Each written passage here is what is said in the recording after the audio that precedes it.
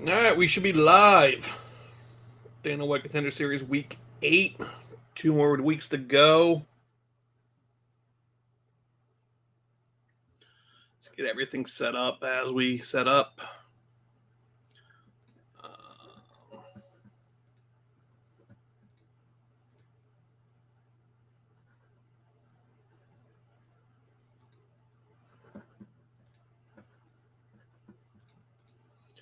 Audio.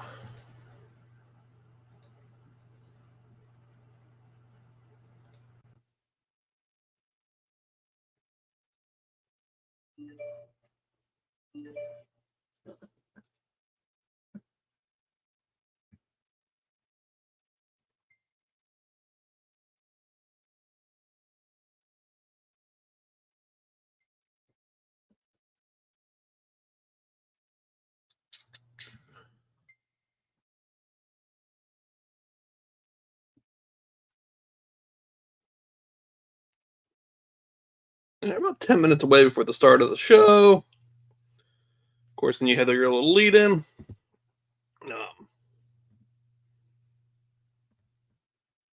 After the lead in, of course.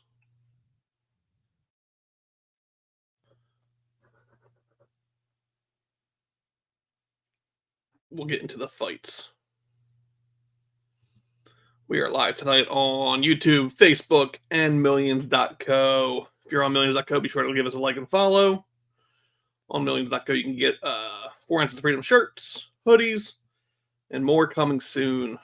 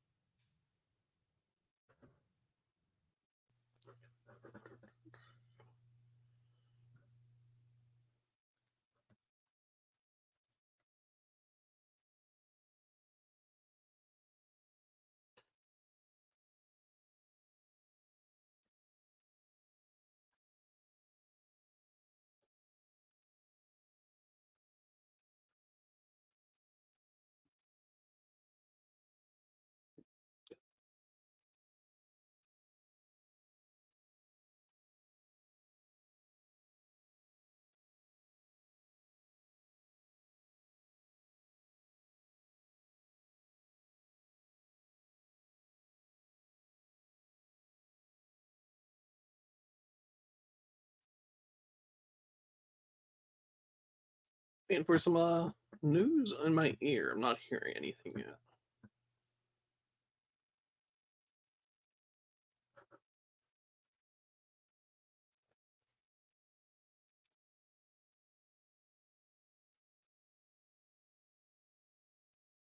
We are still about 10 minutes out.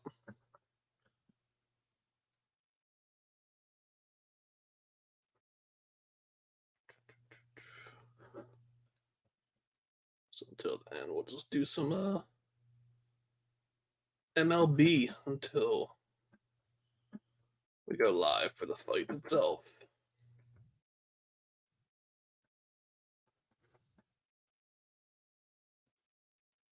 That's not playing through where it should be.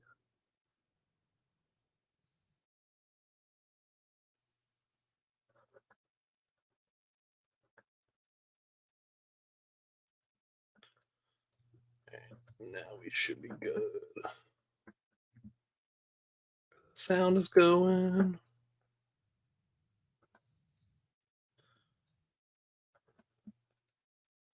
Again, if you're just hopping on, you can like and follow us across all platforms. Facebook.com/4 ounces of freedom. Twitter.com/4 ounces of freedom pod. Instagram.com/4 ounces of freedom pod. Millions.co/4 ounce dash 2 dash freedom.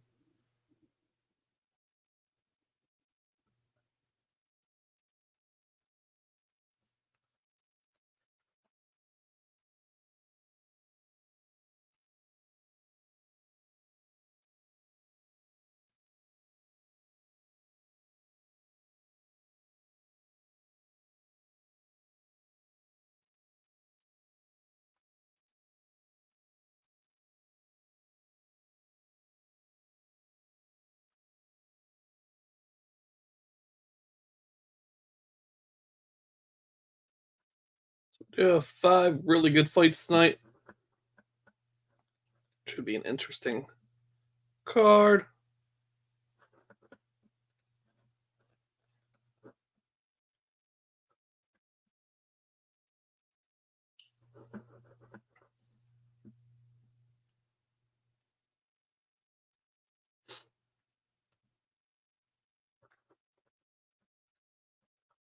Yes, we do get the comments coming in from Facebook. Hey, I'm assuming it's John.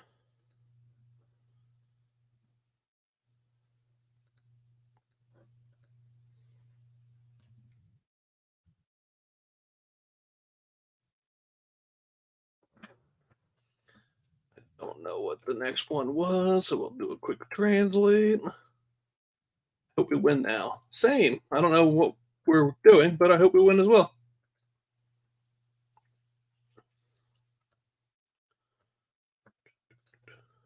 About 5 minutes to go.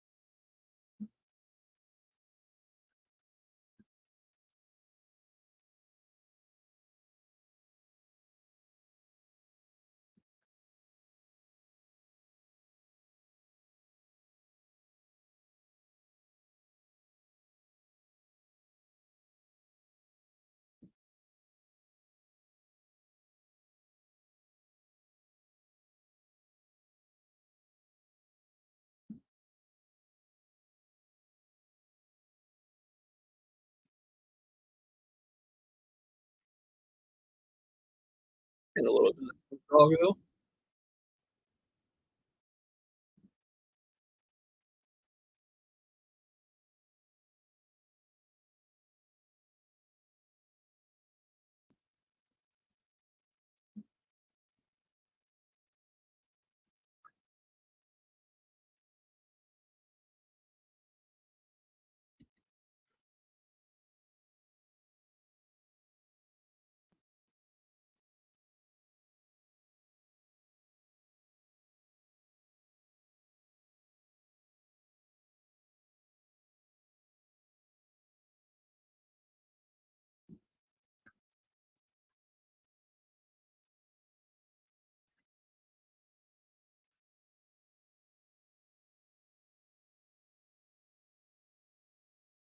Just getting all the links out to everyone. We'll run through the card real fast. Time with Danny Barlow versus Raheem Forrest. Um, Danny Barlow, Raheem Forrest should be fighting in about. See, it's 5 fights, figure 15 apiece. Probably about hour and a half, give or take.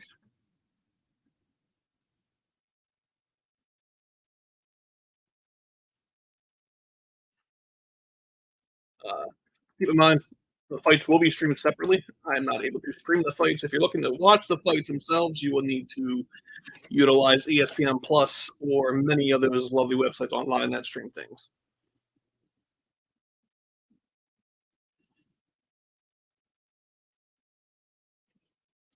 So I am live now. I cannot stream the fights. The fights have to be watched on your own. This is a separate little stream, standalone. Um, Basically, my reactions, making my betting picks. We have fun. I just um, UFC will not let us stream the fights. Be it Facebook, YouTube, or on the million platform.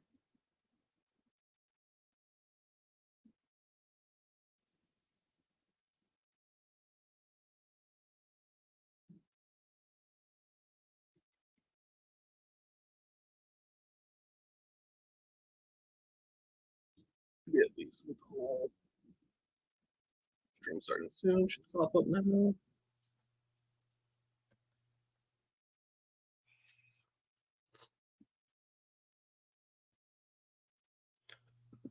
Excuse me.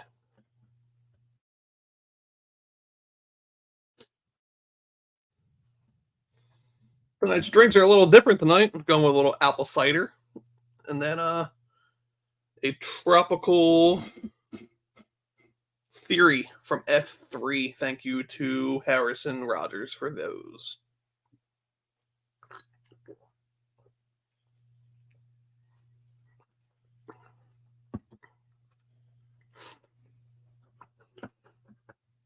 To give a little rundown too, we'll be on for all 5 fights. Similar to last week, probably will not stick around for the contract winners. We should probably have a good idea. I feel with this card who will be getting contracts.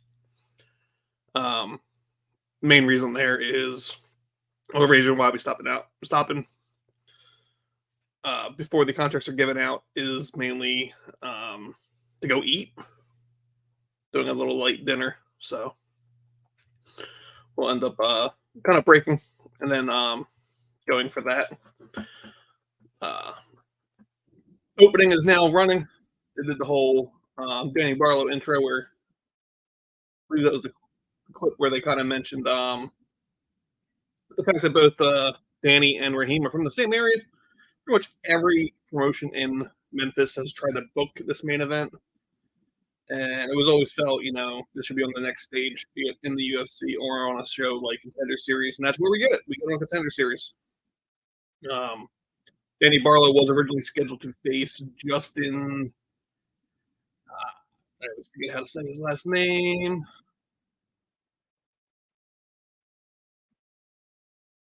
Originally was scheduled for Justin Burleson.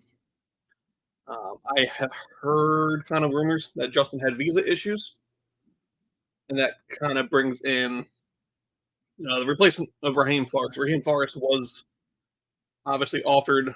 Both of them were kind of offered the Contender Series invite after their last performance at CFFC.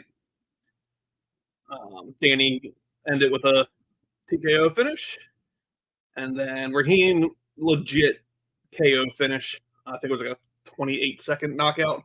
20 strikes. The guy's eyes rolled back in the back of his head while he was still standing. Referee Johan, forget his last name, popped in, prevented any ground and pound post fight. And that was kind of the performance Raheem needed after flipping up to Charlie Racky, who is now in the UFC. Back in, I think it was like April in Philly. On the card itself, though, there were 4 CFFC veterans. Obviously, in the main event, Danny Barlow, Raheem Forrest. Then, and I think the co-main, you also have Angel Pacheco, as well as Danny Silva. Danny Silva's made his debut in the CFFC cage, and then worked elsewhere. And he moved elsewhere, but now, they come back together. Angel Pacheco does have a win over Vilson Nadroni in his fight last August. That was actually his last fight. He's been sitting on the fences for about a year. Did look like he had a match booked. I don't know if they pulled it apart for this or not, but as we lead into the whole lead-in show, Craig is honestly going for the upset for Mario Piazza. I don't know. I think this was another one where I felt it was favorites the whole night. Obviously, main event is a pick'em. Mario Piazza. Okay, so that's the come in. For some reason, I thought Danny and Angel were coming. I think Sodatkin does get the win. However, if Mario can get him to the ground, it's a much different story. Sodatkin is striker is an underrated word for him. It's really just it's basically balls to the wall there. If he, like I said, if Mario can get him down to the ground, I would even humor a submission, kind of like last week's with Shamil, where when he got Greg Velasquez to the ground, he went for the submission instead of the TKO. If I recall as well, I think the submission for Mario is like plus 1,600. So definitely money to be made there. They're starting the rundown of kind of the fights, showcasing the 28-second TKO finish from Raheem down in Tunica, Mississippi. That was probably one of the scariest knockouts I've seen. Definitely scariest I've seen in person, and that includes the Chris Vasil knee to Frank Wells, where Frank kind of went stiff upon the knee.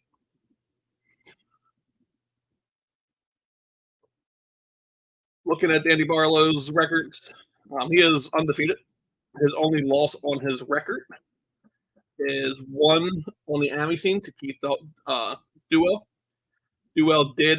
He actually fought on the CVC card down in Tunica as well. Beat Lydell Pogue. Really great performance there. Prior to that, he's done two fights at Attitude. Outside of that, was his only MMA loss. He did have a jiu-jitsu loss, or combat jiu-jitsu, so jiu-jitsu with the slaps for Attitude MMA. Danny Barlow is against Christian Echoes. And then everything else, solid. Decision, submission, knockout, decision, knockout. And then a very nice TKO finish in round one against Darius Gill back in June. Was it June? July. Raheem Forrest's record 7-1.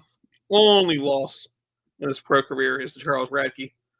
That was a rear naked choke. Outside of that, he's beaten Tristan Vines as his last one. Colin Lubbert, who is one of Kobe Covington's training partners.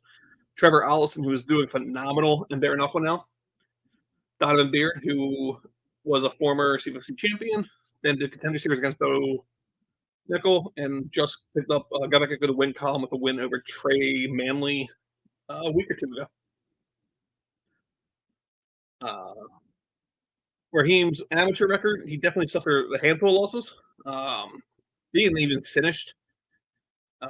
Referee stoppage from strikes in the second AMI, his fourth AMI, a submission loss, and then another referee stoppage from strikes. So he's been finished by both hands and submission. Radke, great performance, and obviously you know where Charles Radke is at now. He's now in the UFC, so that you can tell that win paid off for him.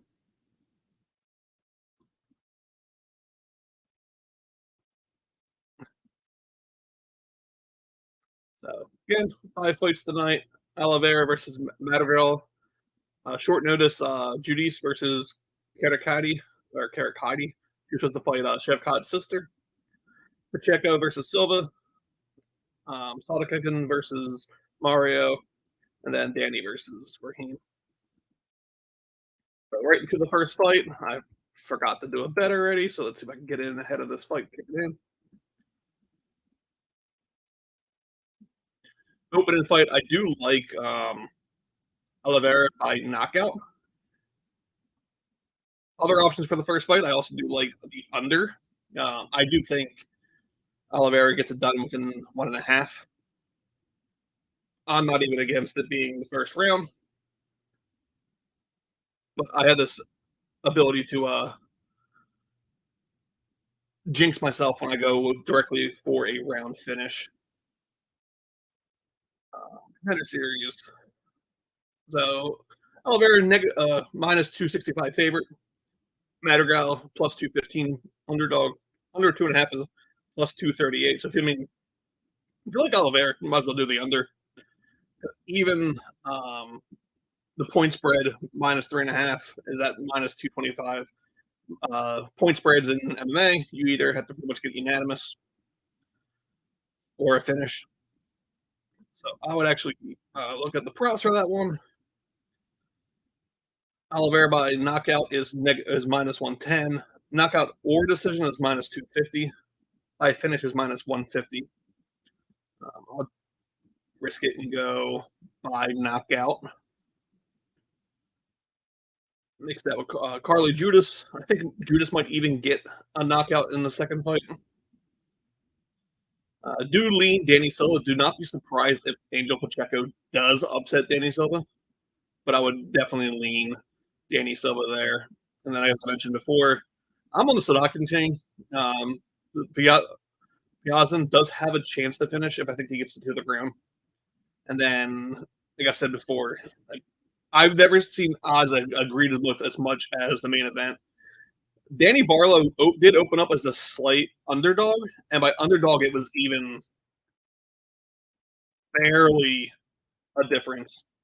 Um, it was like negative 110 to plus 105.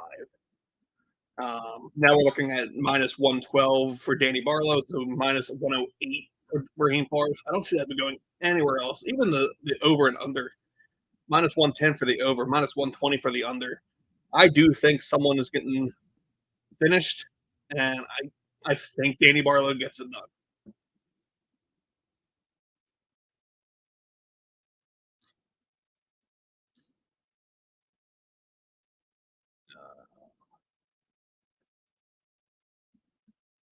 So I have a free wager from DraftKings. So the wager I'm putting in is going to be not give me the option. Here we go.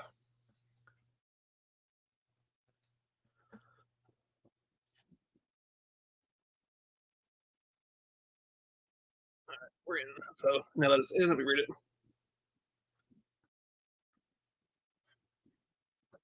So we start off with Oliveira by to win by knockout, minus 110. Carly Judice by minus 192. Alexander Sotterton to win by knockout, minus 190. Danny Barlow to win by TKO or decision, plus 105. Takes it to a plus 808. Let's see how it goes.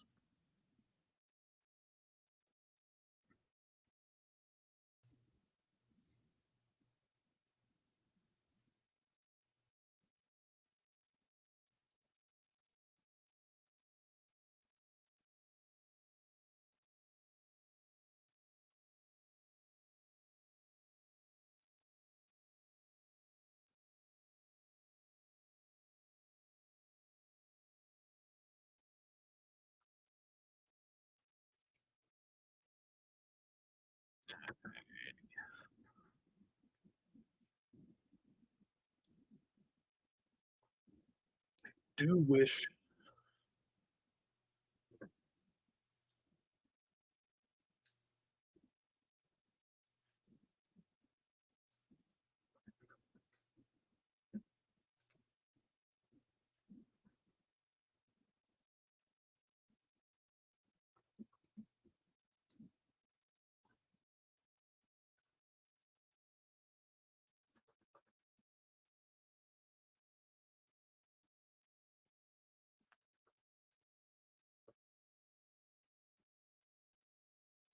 I'm not too concerned by that.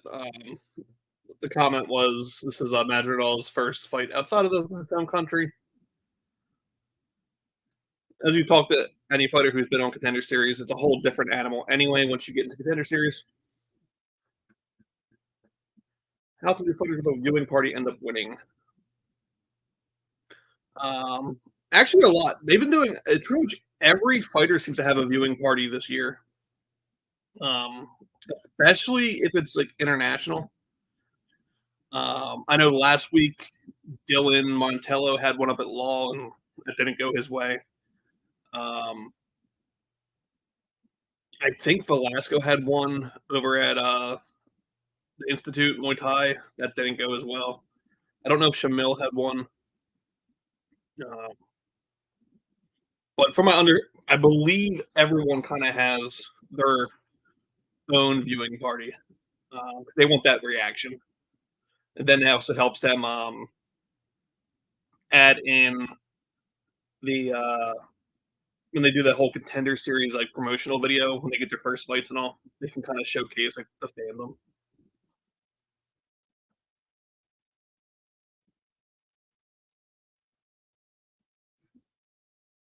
Uh, I'm expecting this one to kind of go pretty fast. If I had to pick Mr. Naruto running, I'd have him in the first round by the knockout.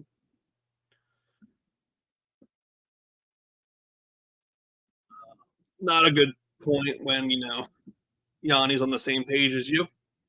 But finishes Oliveira, 27 years old, 5'9", 136 pounds. Actually hit the limit, 70.5 inch.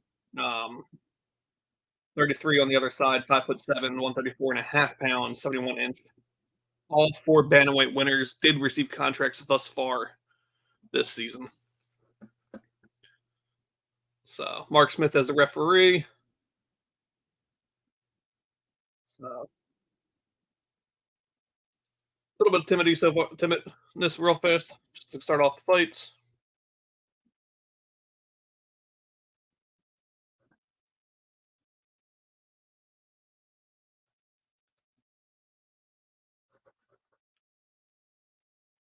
Going for the leg kicks already.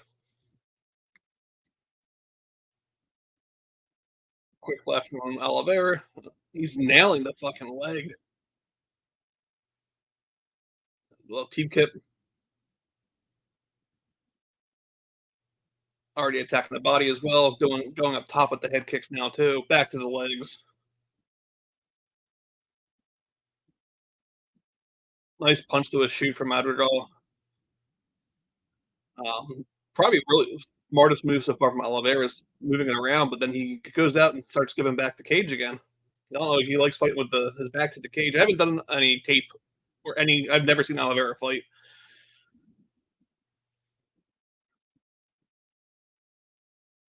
Oh, oh, really strong from Oliveira so far. He probably, if he would have chased it, he probably could have got close to a finish. But you don't want to blow your load if it's not there yet. Um, Madrigal's definitely plotting to do another shoot here. Also helps that you get Oliveira against the cage. So I think it kind of states where the bantamweight division is right now. The current champion who doesn't even want to fight anyone in the top five, and then if four winners so far for in the division have been signed on Contender Series. Sounds like they're kind of trying to prep for the new blood in that division. I know talking to Daniel Rubinstein, he has another bantamweight athlete signed under him that he's trying to get signed. I think after he gets a win October 13th, he might get the call up as well.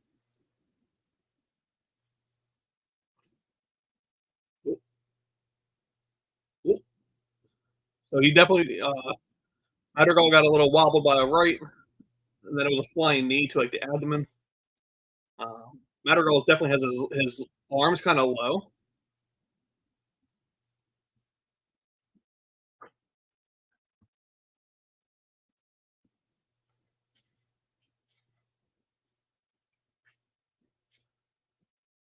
Definitely feels like a lot of confidence on Oliveira's side because he's not really getting anything thrown back at him.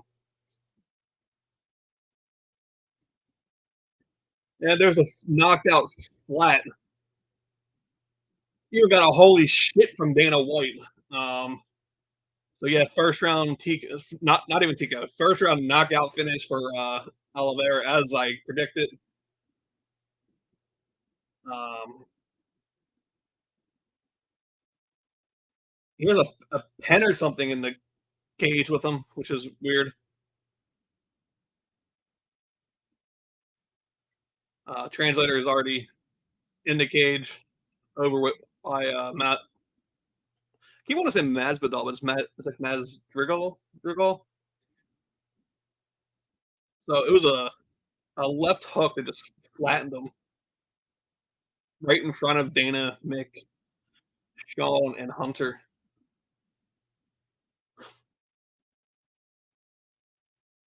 So great way to start the card off.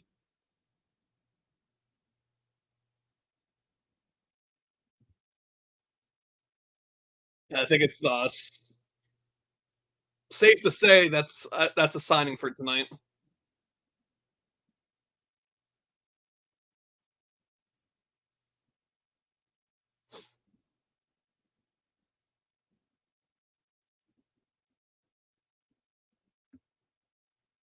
Yeah, I mean,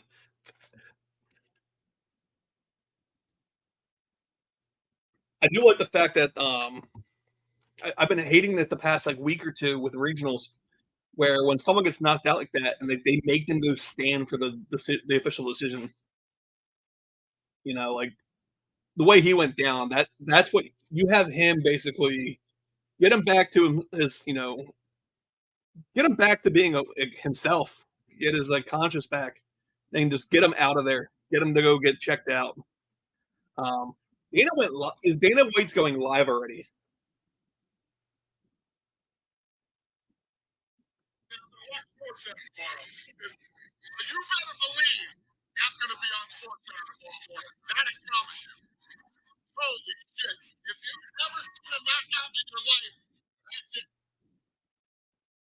Yeah, he signed.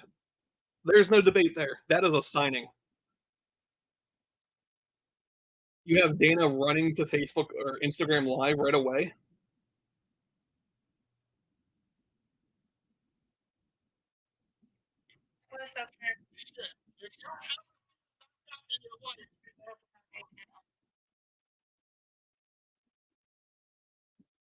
Yeah, that's oof.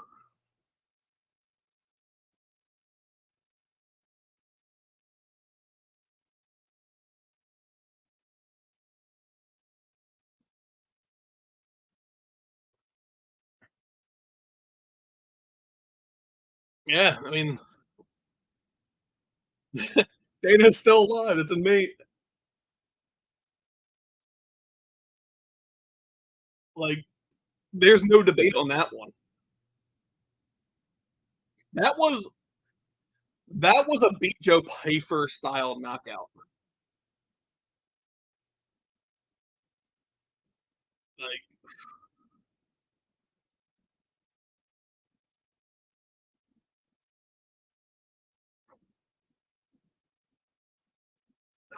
that was a very one sided.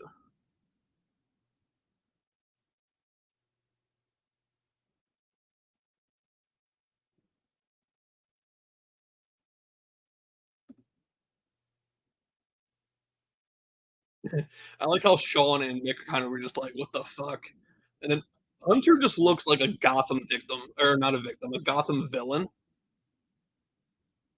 So, and he speaks English. Dana's gonna fucking love this kid.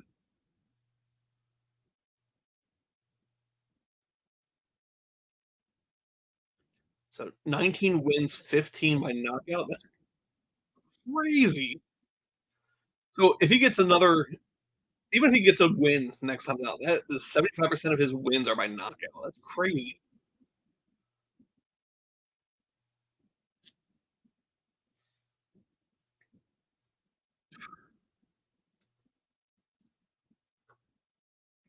The next fight coming up is Ernesta Cada versus Carly Judas. I believe they're both kickboxers. Um, so should be a nice little standing mount. I would assume it's going to go to the decision. I don't know the stats like Yanni does, but basically it seems when the girls are on, like contender series, it tends to go to. It feels at least like it goes to decision a lot.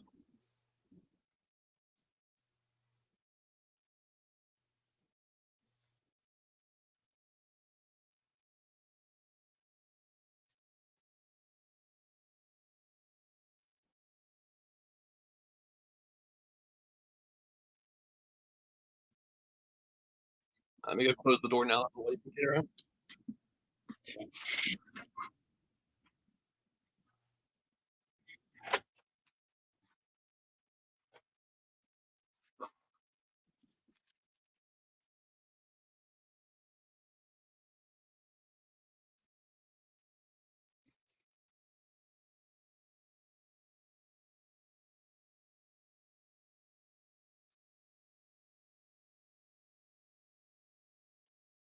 Yeah, I don't know. I don't think we're gonna get. Oh, that someone else actually says it too. I don't think we're gonna get as much of that this week. Like, you figure this next fight's a flyweight.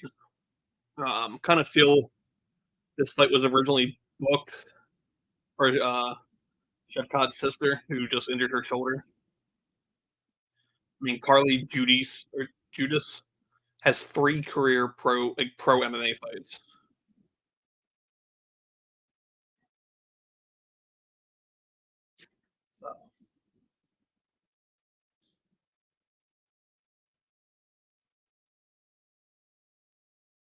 Cascada.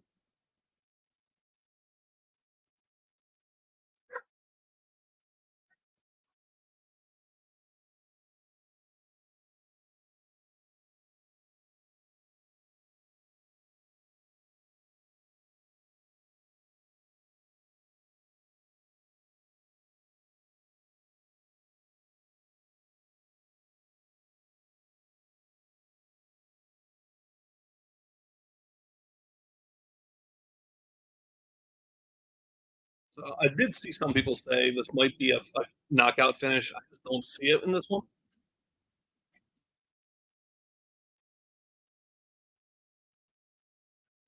And I think for this one, I was just on Judas directly.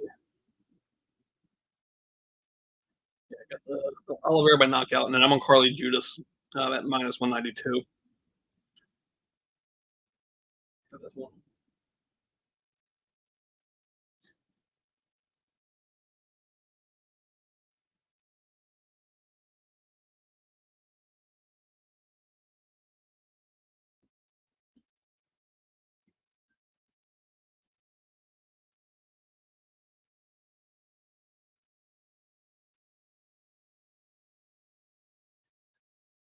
Go through the reaction so far. A lot of holy shits and all that.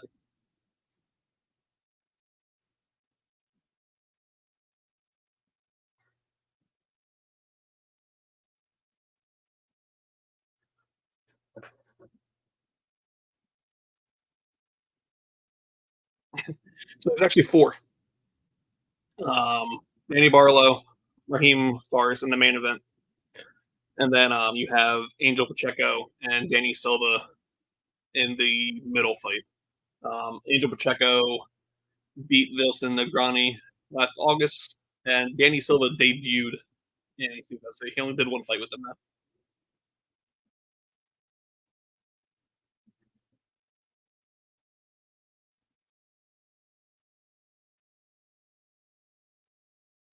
I'm shocked they got like her full promo package done within 10 days.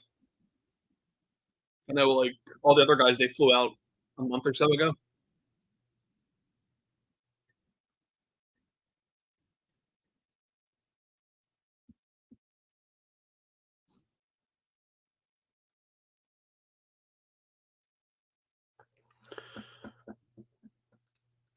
Yeah, we're on fight two's walking out now. First fight started off with a first round knockout.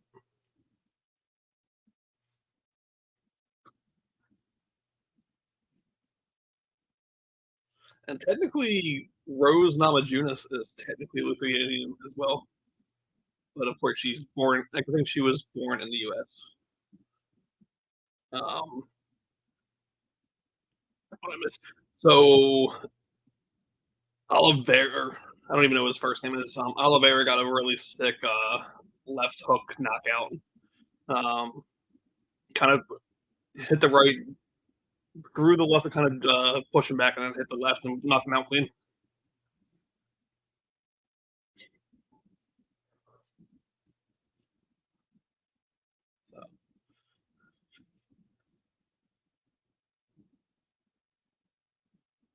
So, it's 4-0-1 for blue corner and 3-0 for red corner.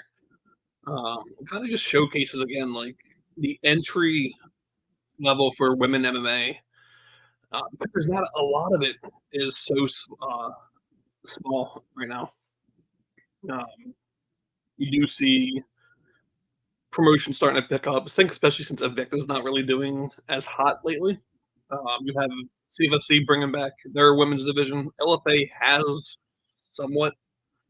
They're kind of also thinned out too because all their champions got signed. Uh,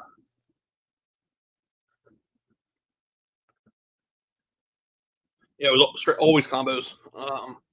At the very least, it was like a 1-2 and then like a kick or a one then a kick.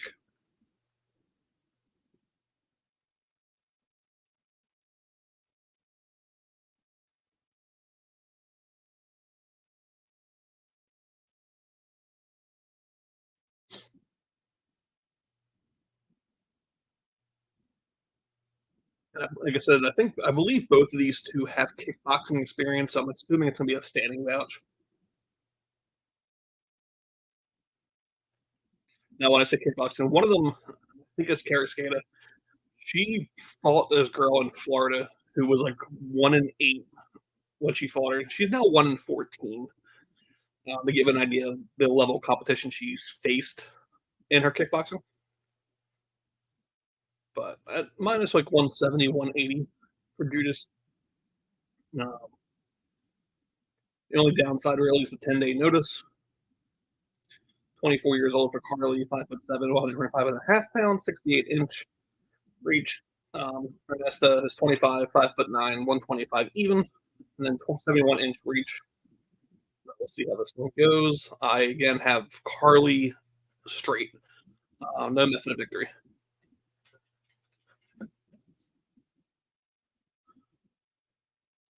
Yep. Both going at it right away. Um, Carrick, Kata definitely closing the gap so far. Carly's already connecting though. You definitely tell Carly wants to get the feet going now.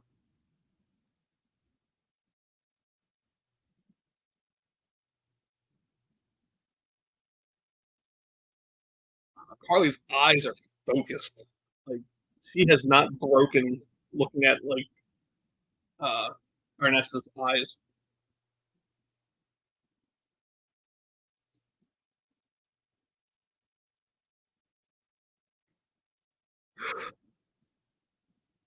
Nice little like tie clinch going on.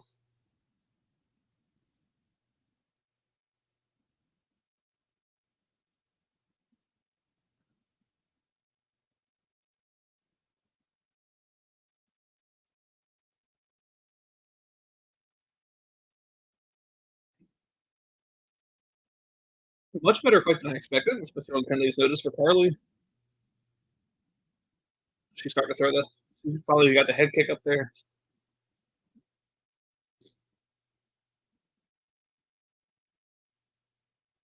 Yeah, Carly has to get her hands up as she's backing away. Nice knee to the body.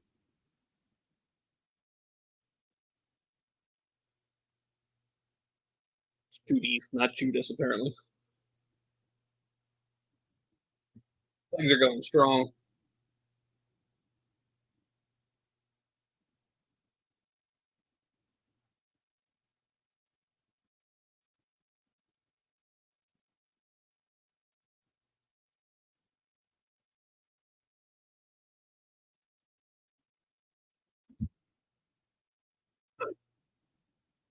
I'm hoping, unless there's a really insane finish in this one, I'm hoping this is one of those like go get a win or two elsewhere signings.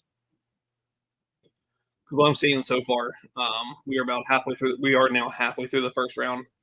It's very green style fighting here. It's fun to watch, but this is not UFC level yet.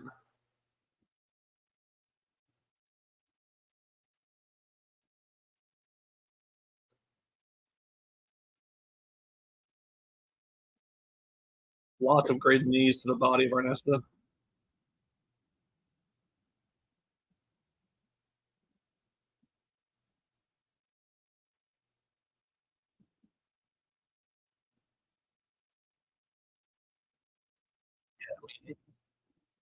It's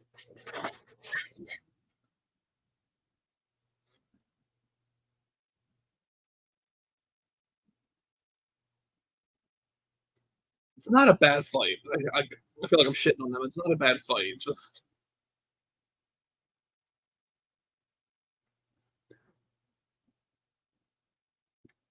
this isn't UFC yet.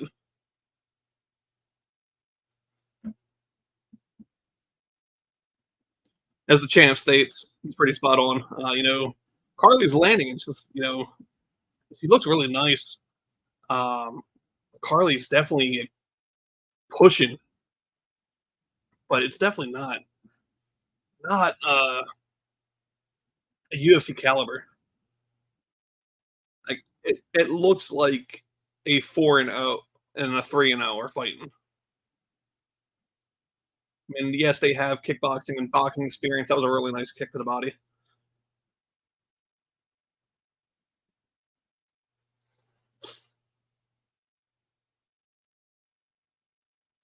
Yeah, I mean,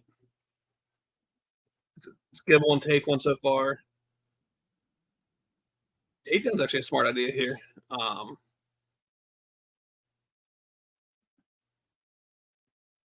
just for optics and that whole like judge swive. But first round, 51-58 as far as significant strikes. Like this is one of those ones where this might turn into one of those. It might look like a heavyweight fight for the next 2 rounds based on the pace. Really nice elbow. I, I'm gonna lean Carly on that one. I think she, you know, Karascada did walk away with the more significant strikes, but it felt like the damage. Um, I think the optics though might come into play where Karascada might get um, the round just because Carly's like skin tone shows damage a lot easier. She's very like pale, so I think it's like one of the downsides to like very pale fighters. She shows all. You know, I don't think the damage on her lips are going to be shown really to the judges before the cards are in, but um,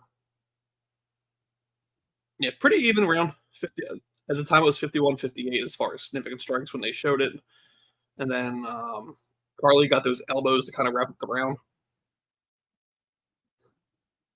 I think what we do have to take into account too. Like, was Carly training, or did she just get the call on 10 days notice and say okay because with a performance she could be in the UFC where Garaceta has been booked for a while. Knew she was fighting a beast, so her cardio should be up there. I mean, if she's anything like Shinnecock himself, it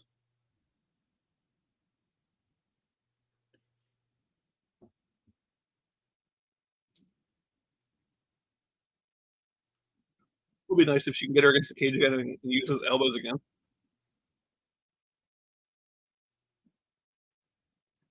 And then like, Jose, if you're still in here, like the height difference is pretty much what you and Basil were. I mean, you guys kind of just had a boxing match, not a lot of clinching, but like, how is the difference there when like when you're clinching a smaller guy? Is it harder being taller, or did you get an advantage up top?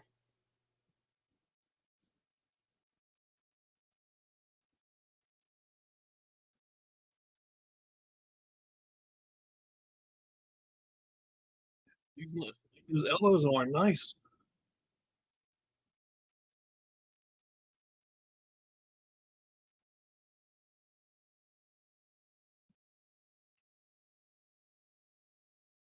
That's what I kind of thought because you had to kind of lean in. Um, so like in those clinches, then it's not a good sign looking at the clock. But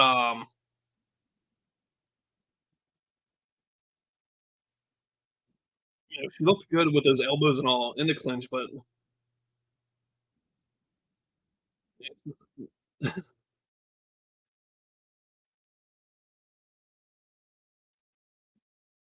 yeah, that's one thing I noticed. Like like, I'm again already leaning the advantage to the smaller one. Like she's doing the elbows up top, but like in the clinch, like the taller fighter here is not doesn't seem to be really doing much with it.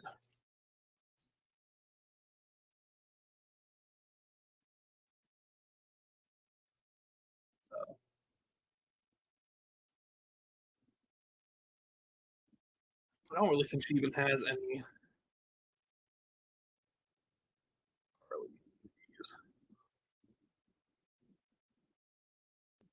The 3-0. All three of Carly's finishes came in by knockout in the first round. Her amateur career, 2 on a knockout, first round, second round. This had an empire fight, and then Gulf Coast for 2 of them. Yeah, I mean, she last fight was at IUFC. Shogun fights prior to that. So yeah, I would have, like I said before, when I was saying that earlier, I would assume Karaseda has the cardio because if you're fighting Shavkat, you kind of have to assume the sister has the same cardio as him. Just assuming. Like, these body hits are great for her, but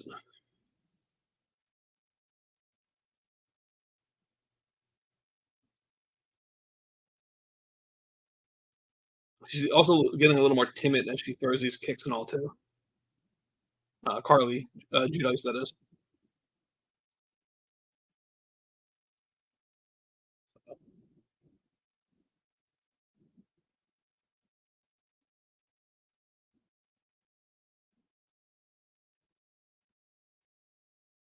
Yeah, I mean, they are 2 kickboxers going at it.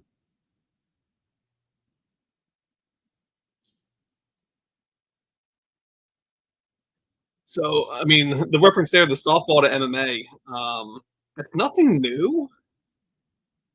Miranda Granger was also a softball to MMA. I don't know if there was an overlap there, but I know Miranda was a softball player as well. So,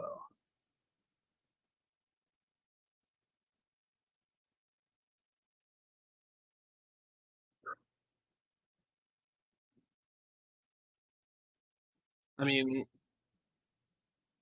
no offense to like Andrea Lee, but that's nothing to really be like super sold on.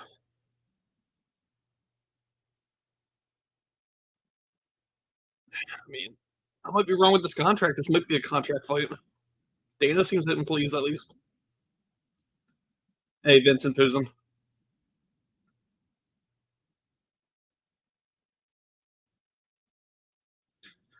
I wouldn't be against the 1-to-1. I mean, it could even be 2-0 Ernesta. Um, I think I lean Carly in the first round, but you have to also take into mind there's 3 judges. They're viewing it from 3 different angles. They don't have the same angles that we see on TV. This is where the whole judging fiasco comes into play. Like John Anik wants like judges to be watching from like a back secluded room, watching monitors with no commentary, which I'm against.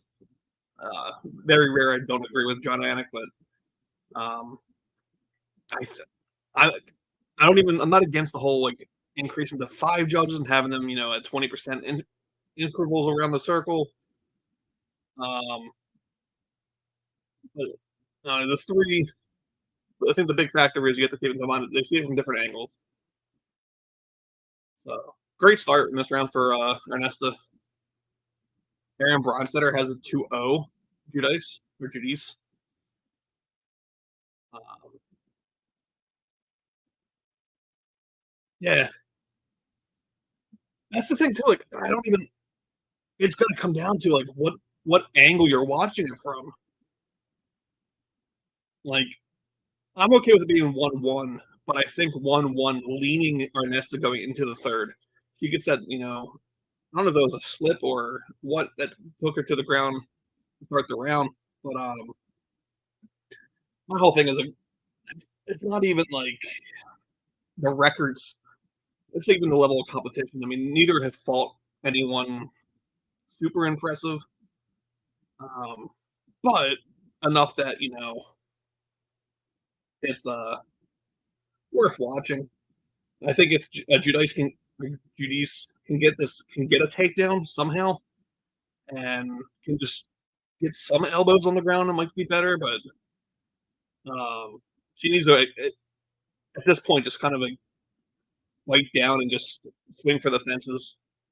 At 3-0, you have nothing to lose here.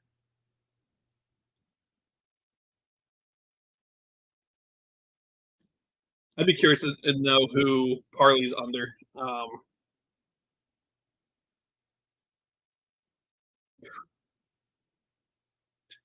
That 3-0, like that's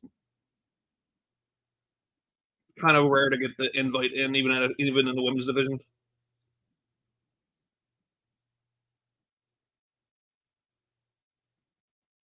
It definitely has to be what you figure um, an Iridium or similar level management.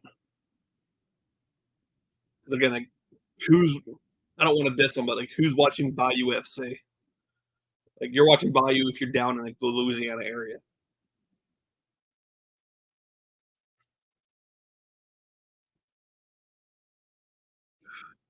This is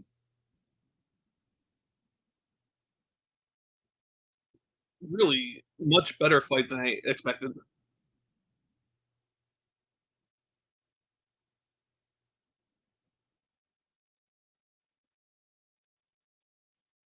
So Jesus Christ, we're at like 600 thrown strikes. Dice strike hitting at like a 52% clip. These body kicks though.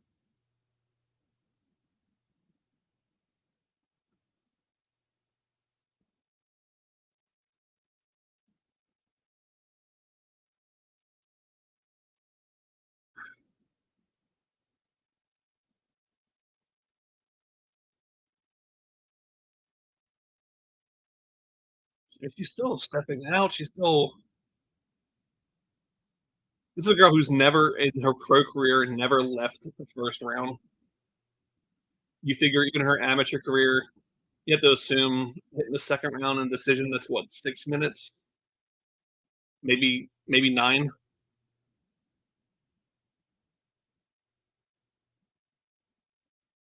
So takedown here would be huge.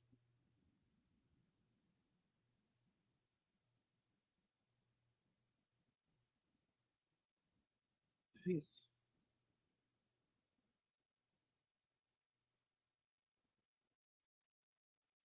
It's not a bad showing. Um, if I didn't see Dana and all them like being excited on this fight, I wouldn't think we'd get a contract out of this. But this might be one of those like compliment the winner, or, compliment the loser, find the winner, and then figure the loser in this one's probably going to be on a short notice. But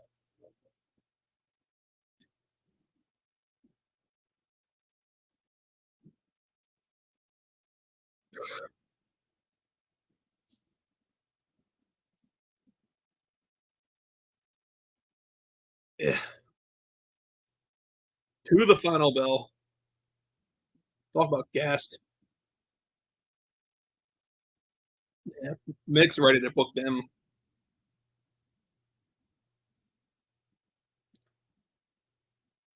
I just,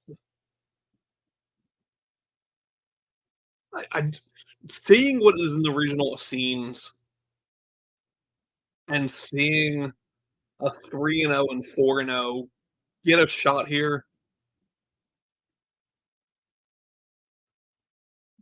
Exactly. I was surprised the odds were in the favor of Judice.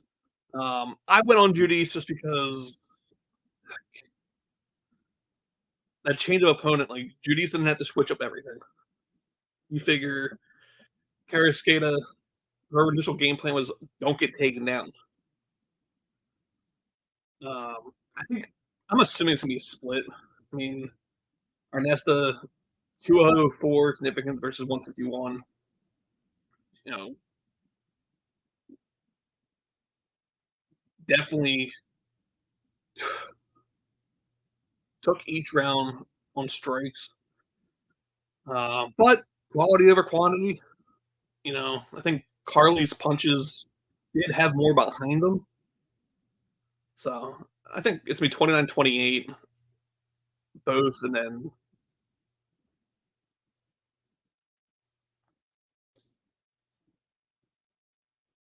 yeah.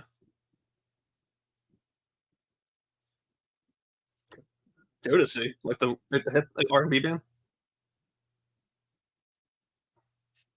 Yeah, it's it's the right call.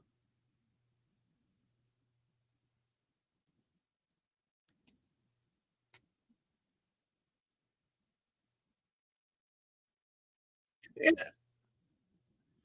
it's it's the angles, the angles and the whole quality over quantity. Like they don't have the striking numbers. I mean, you can obviously tell who's swinging more, um, but it's it's not, definitely a fun fight. D Not too sold on the corner man saying, "Good fight, didn't expect that." Um, Kinda sounds a little degrading, a little shitty, but, no, much better fight than I expected. Definitely expected it to be far from what that was. Can't hate it,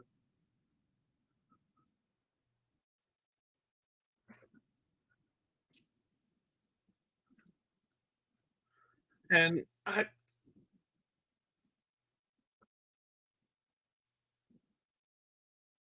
don't know,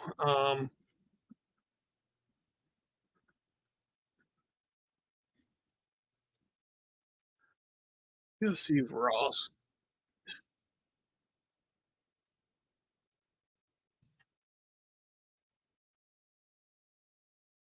So, division, women's flyweight.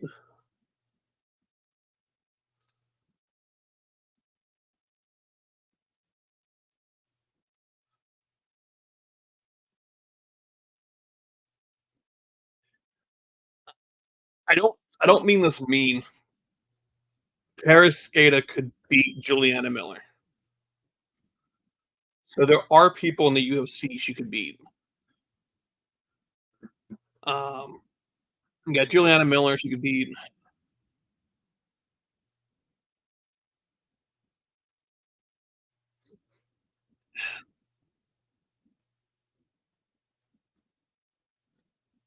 Maybe Caitlin Souza if she's still in there.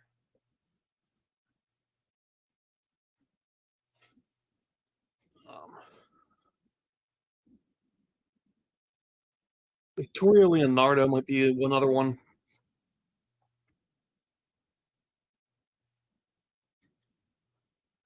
I just don't know. Like, are people going to care if you book her versus like Juliana Miller?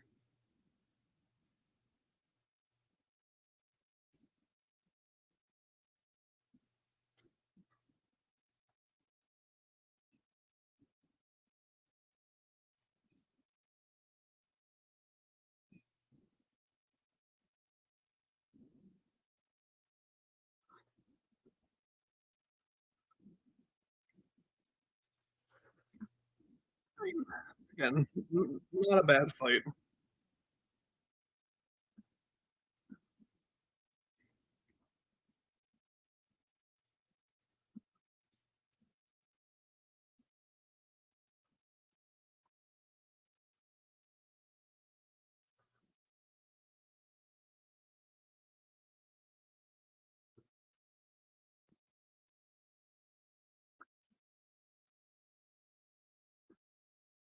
Yeah, I agree with Gianni here.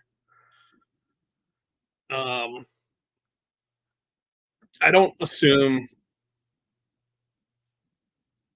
Jose. I assume you don't remember this one. He was on 112 with you, Angela Pacheco, and he got the rear naked choke on Vilson. Um, that I think he could probably get it. I mean, you could figure that's the fight that I think made Vilson drop down to bantamweight. But I mean, overall, Danny's the better fighter. But this is yeah. Yeah, like I forgot all about it, and then I have that poster over here. So like when they announced Projecto, like he's right above my other computer, and it just kind of stood out. And that was just one of the ones that it was one of like kind of I think Negrana or I always think that's his name. Wilson had a really good first round, and then I don't know if it was it like a third round submission, second round submission, and yeah, he ended up getting that submission. My only thing is like he had a fight booked in December of last year.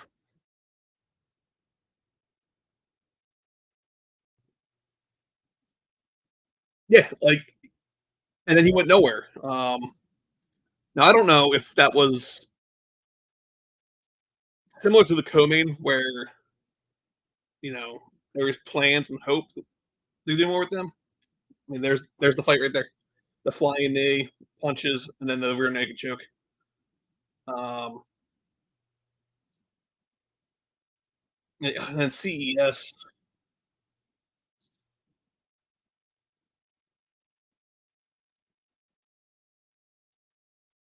yeah, that card was. I don't think I can describe how hot that arena was that night. I've been to 2300 many times, and that was the first time where like it was sickening hot in that arena.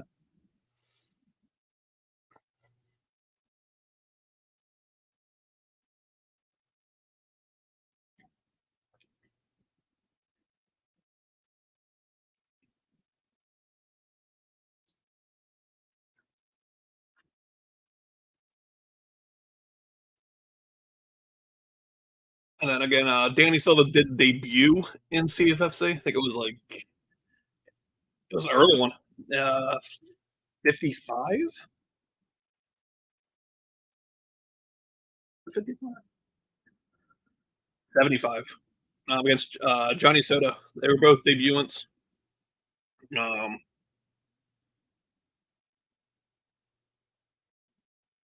Soto did end up doing 3 fights in Bellator. Missed weight his debut, and then went 1-2. Was supposed to fight Cody Law, pulled out of that one. But outside of that, um,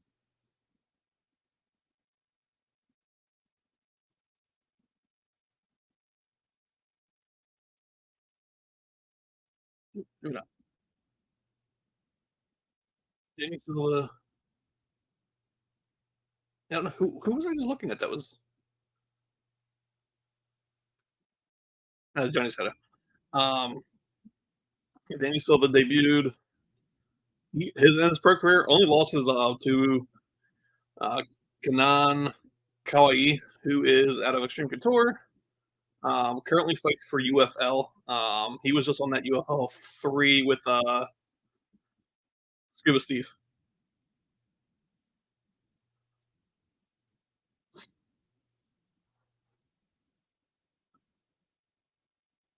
So, go World Cup Swanson.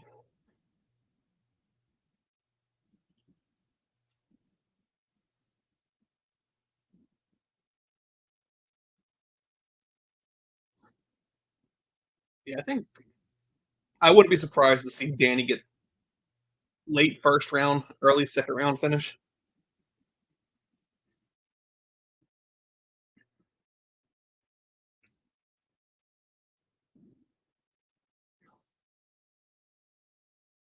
It's kind of like tough when you just had your teammate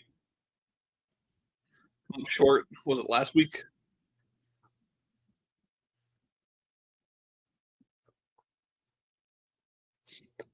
Plus 120 for finish isn't bad for him. Andy Pacheco, trained by I believe he's under Tyson Chartier.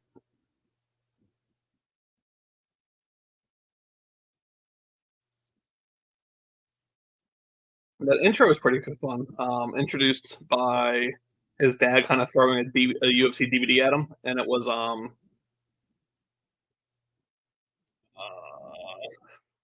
trying to remember what the fight was.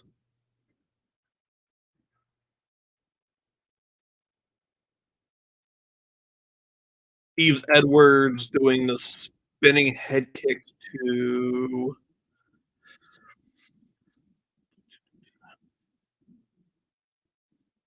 many years ago.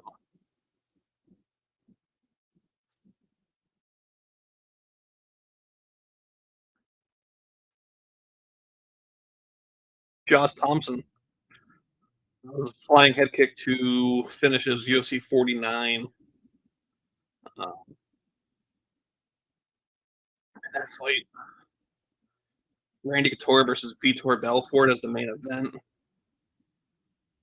Chris Lytle versus Ronald John. Caro Parisian versus Nick Diaz. And the very first fight he remembers was literally the opener back when UFC cards were 8 fights. That's why I always get confused. Like, that's the walkout stuff they give them is like the hoodies and stuff. And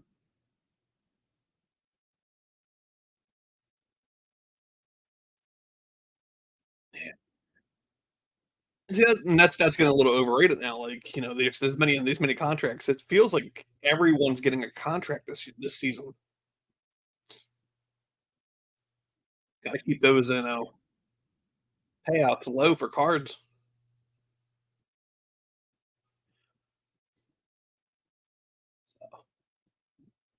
Angel's tough too. He can't really make right amount yet. Oh,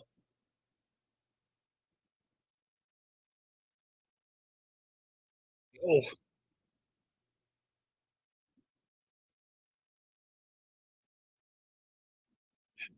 knocking the fuck out from someone in the crowd, probably his wife or something. Yeah,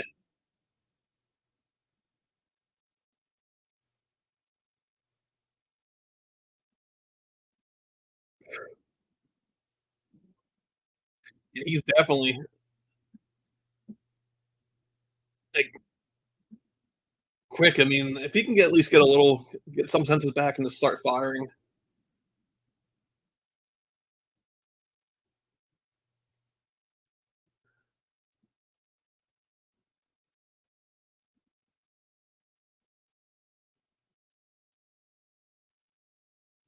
It's one of those situations where like you can come in prepared, and then like the minute it starts, it's just everything goes out the window. Velasco kind of said the same thing a couple weeks ago that like, he just lost like all basic knowledge. He's kind of like paraphrasing, obviously. That like obviously the first punch like sat him down, and then like even when the choke was in, he never even fought hands. It was just one of those things like he was just like how did this happen? Um, and it's one of those situations. I mean, Donovan Beer said the same thing. He came in with like not letting those hype get to him, and then like when they got the intro, it kind of like got him.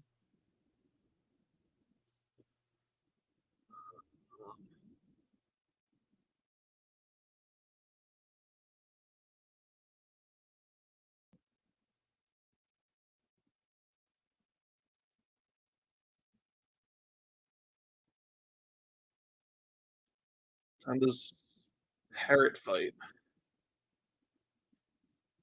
I'm assuming Parrot is probably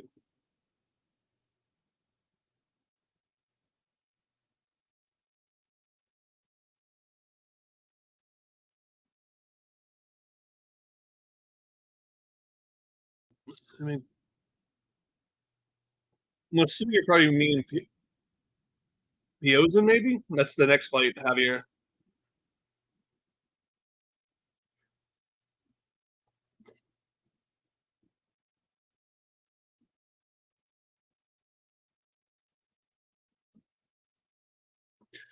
I mean, Pacheco, or yeah, Pacheco's doing well. He's coming back.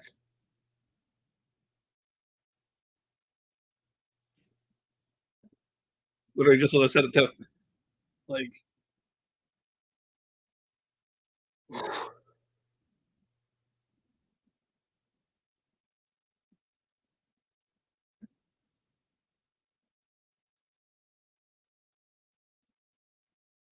yeah, he seems to be like having no answer now.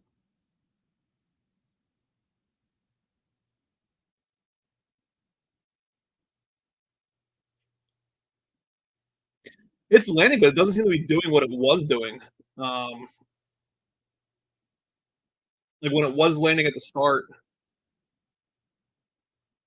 it was actually like stunning him. Um,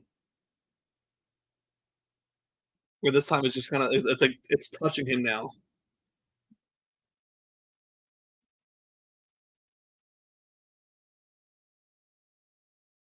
I'm not sure how the whole hands down setup is lining up.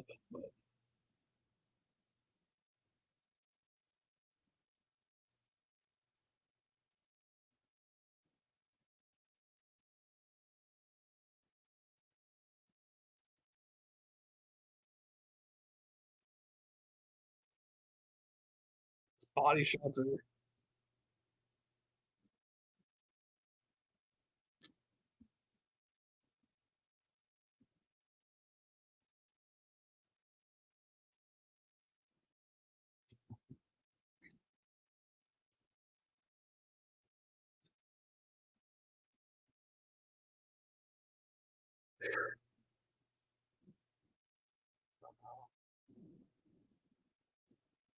I think you give that one to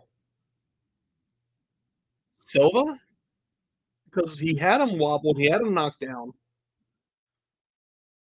All of Pacheco's hits, like they did damage, but didn't get the knockdown. I mean, and it's not boxing, so a knockdown's not an automatic, but definitely,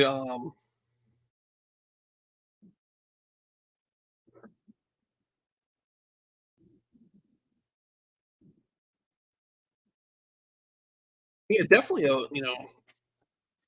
way to definitely close the round.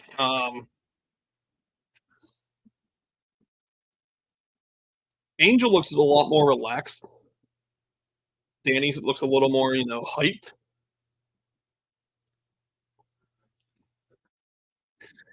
And that's one of those things too. It's that whole. So I did Mark Goddard's judging video course thing. Um, probably not right to call it a course because it's literally like a experience explainer of the rule set, so not worth the money.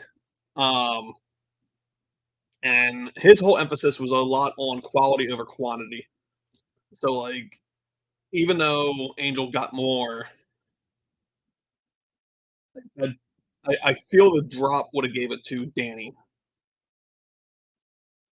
If Angel would have got him like wobbled, then it probably would have went Angel. But again, I bet one judge gave it to Angel.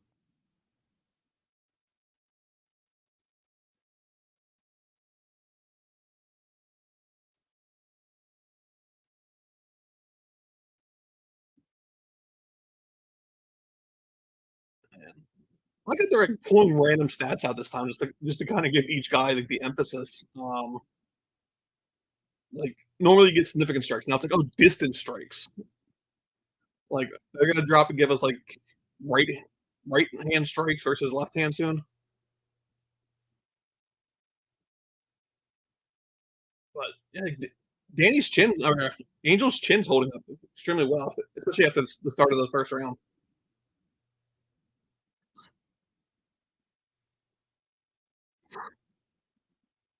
That one to the left was nice.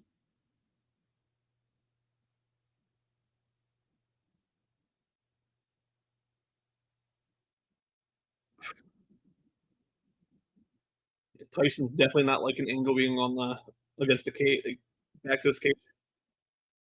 Angel's hurt again.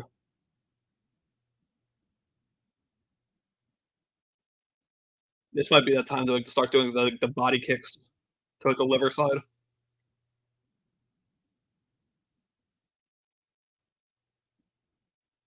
But yet the body strikes are significant for Pacheco versus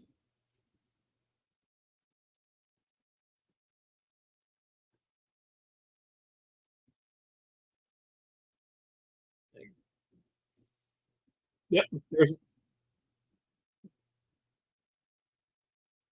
separate go to the body.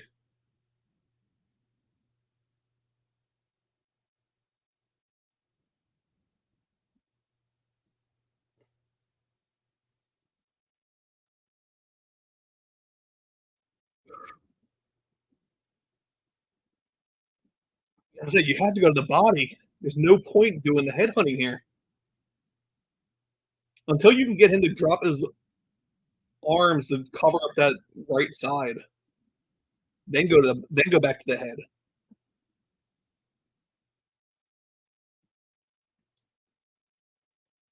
Because I mean he's not raising that right arm at all anymore.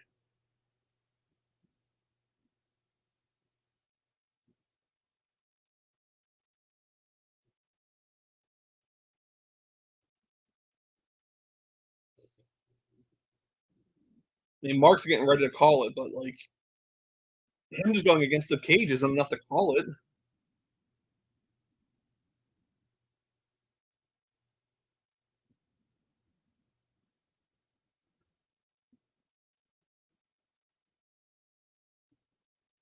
I mean, on the other side too, like Danny can't just like get cocky and leave his hands down.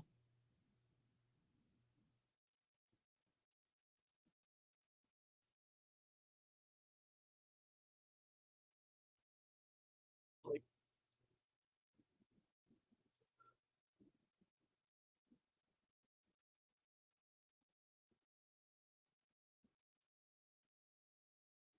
I mean, like if you're gonna make him worry about his head, then throw the left body kick.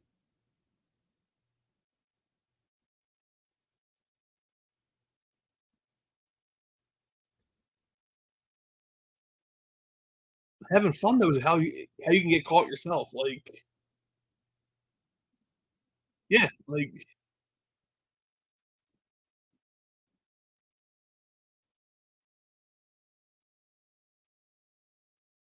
body kick.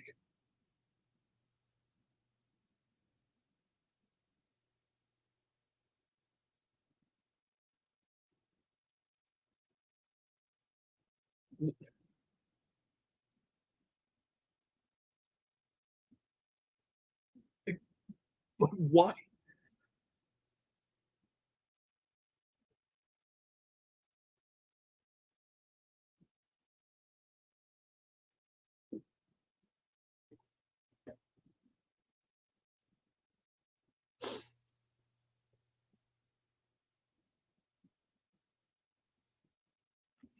Like right there. Like why would you?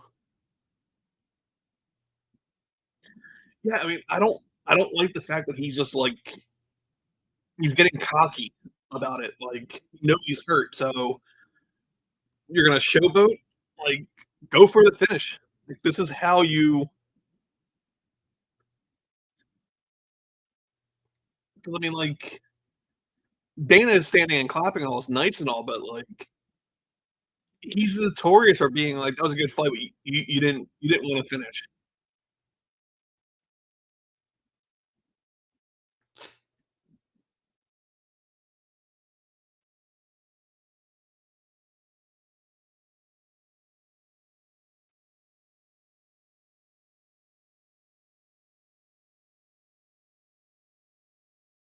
And he looks like he recovers well in between rounds too. Like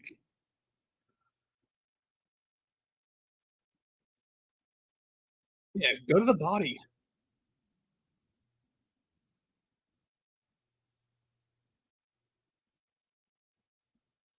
I mean, like Danny's not even like keeping his hands at the block at all.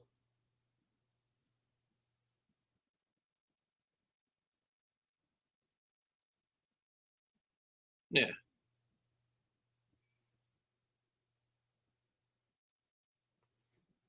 just a little low.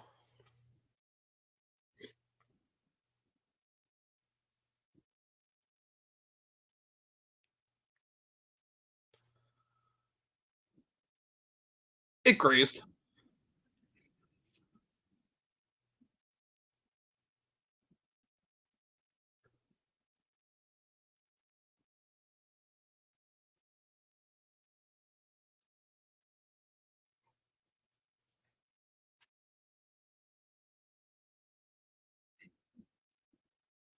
And Angel can time it. Like he does this whole like duck to evade. If he can get like, an uppercut up the middle or a knee, he could get Danny that way.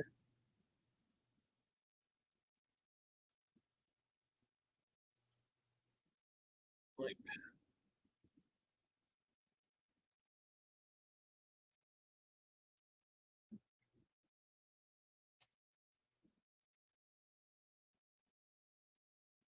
and Danny's CFC debut was a body shot, 4 minutes 15 seconds into round three. Um, I mean, still can go for the body. It's just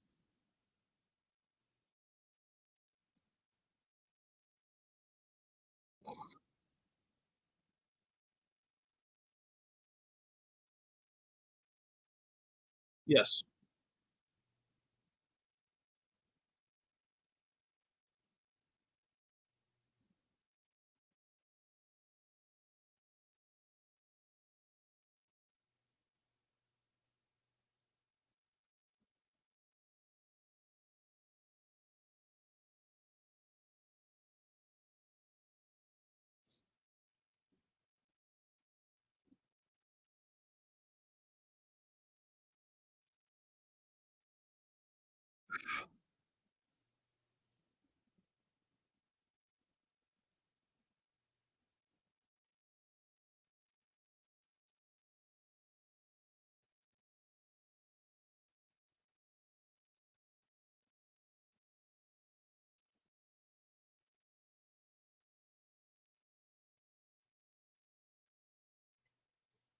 Then it looks like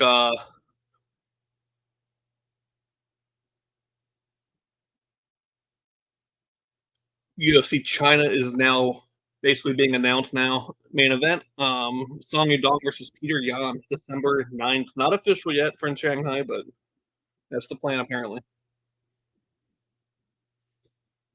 So with that ear though, like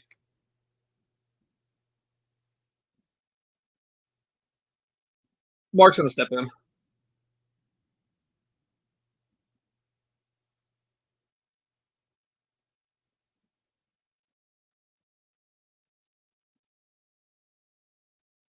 Don't knee, don't knee, don't knee.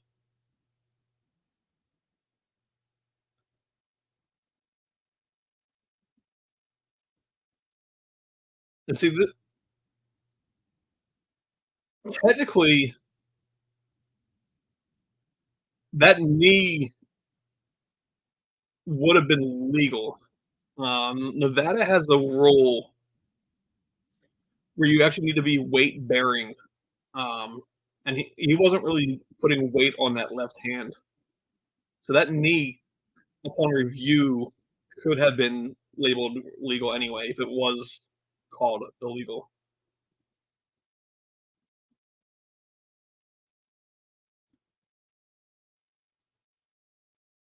Oh, back of the head.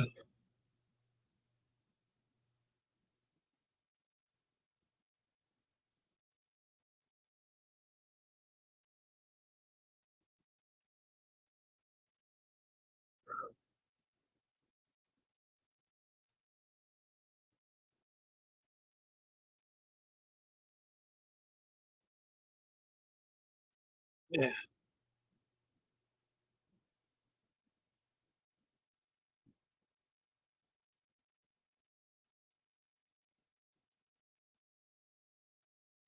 10 seconds.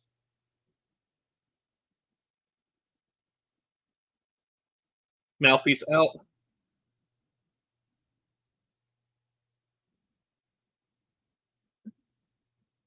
Yeah.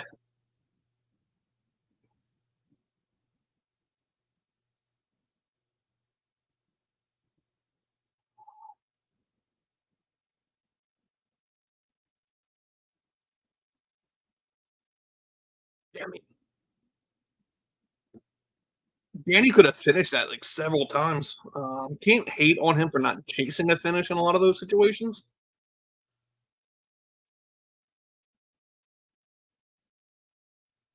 But and I mean, this one is just like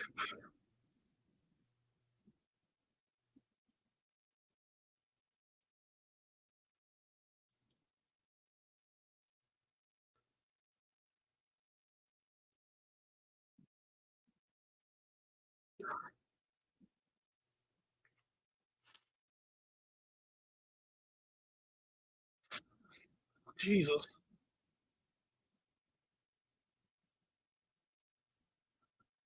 and all that, and Angel had more significant strikes, and somehow he had the more significant body strikes.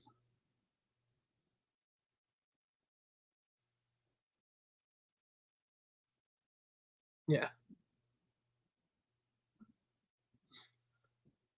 yeah.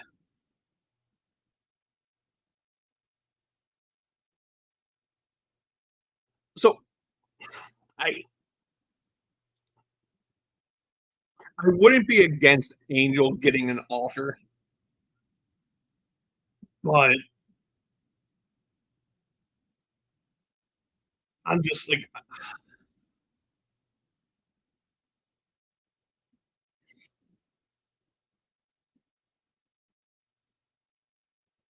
he wouldn't. Maybe he goes back to the regionals and gets 1, maybe 2 more. Um, if your Danny moves to 8-1, Angel moves to 7-2.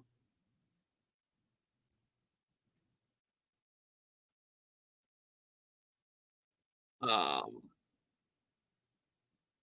and the guy that the first guy Angel lost to, um,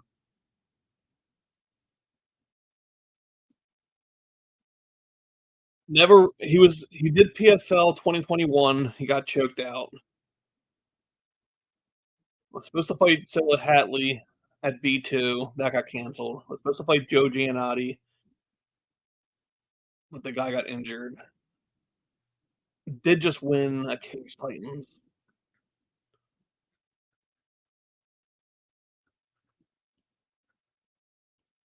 Like, if Pacheco was more active between last August and today, I would feel safe saying he gets a contract even with a loss.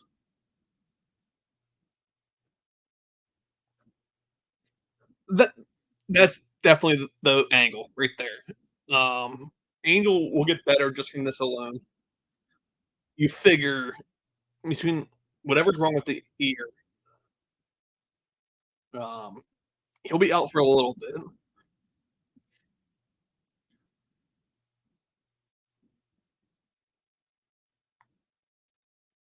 September, he could probably find a regional show in December, but I would expect maybe a return in January, and then maybe like 1 or 2 fights on the regionals. Like Pacheco is right there again. I don't know if you give him the Dana White Contender Series treatment again, where he comes in next season again,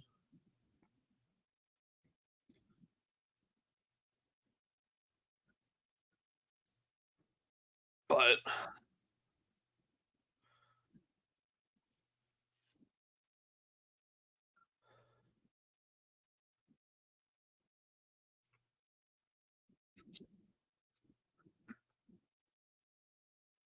I just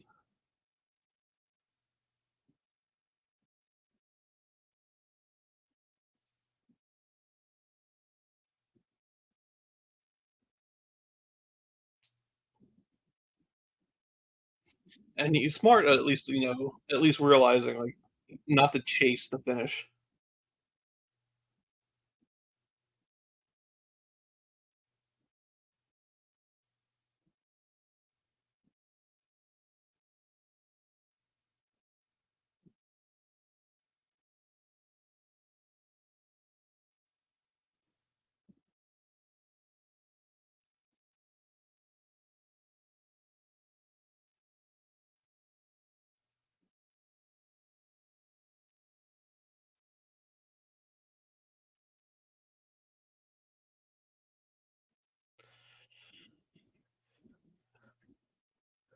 Yeah, especially now that, like, Dana actually cares again about that market. I mean, what do? You sign him now and then throw him on Mexico City? Mexico City, I think, is, like, Q1, maybe Q2 next year.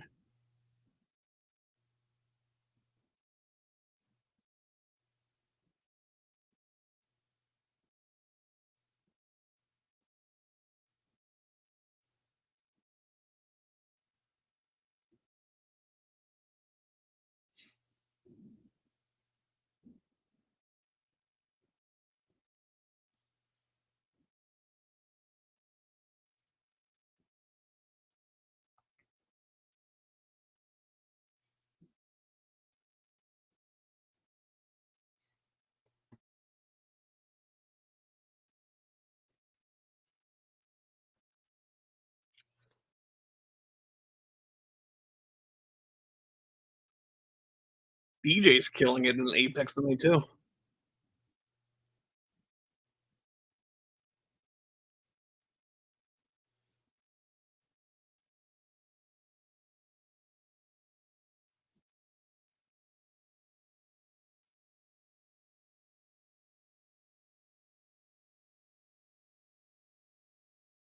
And that's a good sign too. Dana taking the time to leave his little seat, go in the back and talk to him.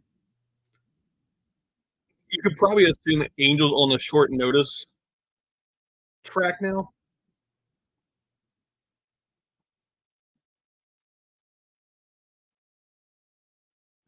Am I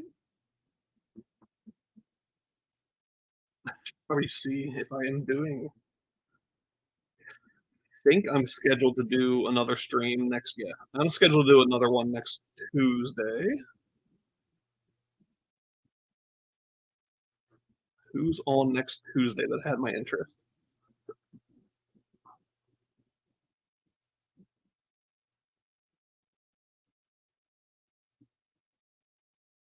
Yeah, we might not. I might not end up doing next.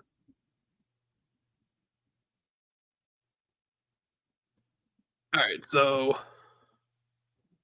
Raheem Forrest was supposed to be on next week's episode. He was supposed to fight Mauricio Ruffy, just who they were kind of just talking about it from the fighting terms. Um, so we may not do a. I may not do a stream next Tuesday because of that. Who is week 10? Week 10 is Torres Finney and Yuri Panferov, Connor Matthews, Octavius Romeos. You never heard of Octavius Romeos? James Lynch just did an interview with him that's worth checking out. Kids entertain. Outside of that, Connor Matthews, um, Mom's Basement MMA has an interview with him. Jake Noecker has an interview with him. Both worth checking out there. Uh, I want to say Mom's Basement also has Torres Finney coming up. If he hasn't already done an interview with him for this next coming fight. Uh, on my end, my next batch of interviews are based out of CFC 126. Uh, Locking down times now, but assuming they all get worked out, we have Cedric Gunnison, former what division was he?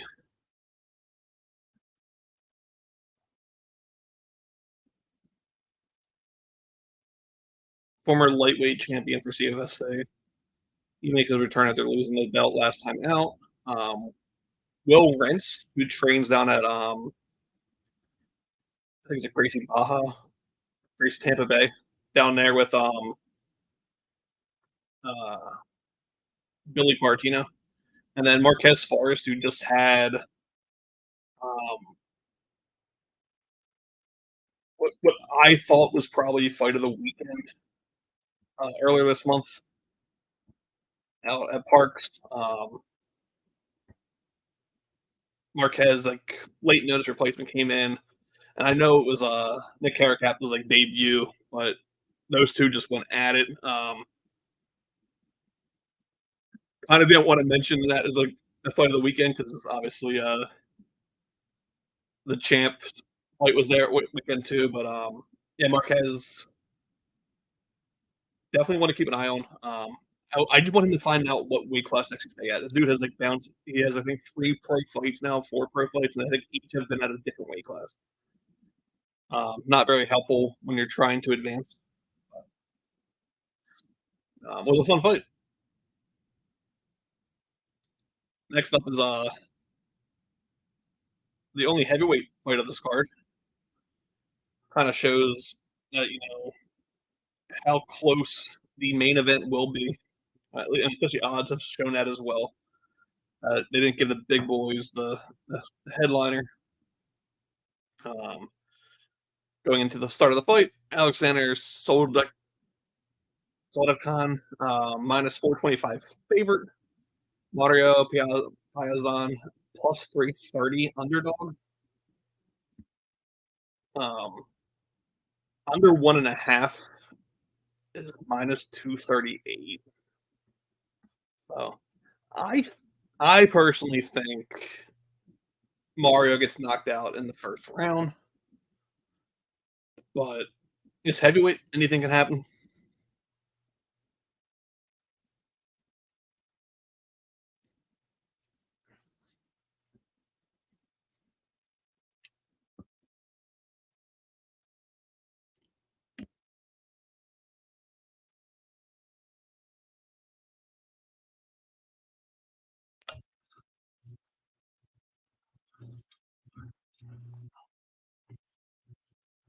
See, that's the thing too. Like you would expect to be able to find a lot of footage on opponents, but if you ever looked at some of these like Brazil fighters, like a lot of their cards aren't streamed anywhere.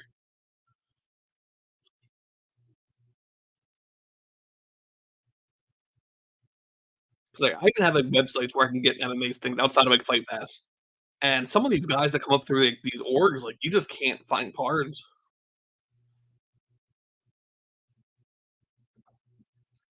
That's the thing though, but it's also like who has he really fought?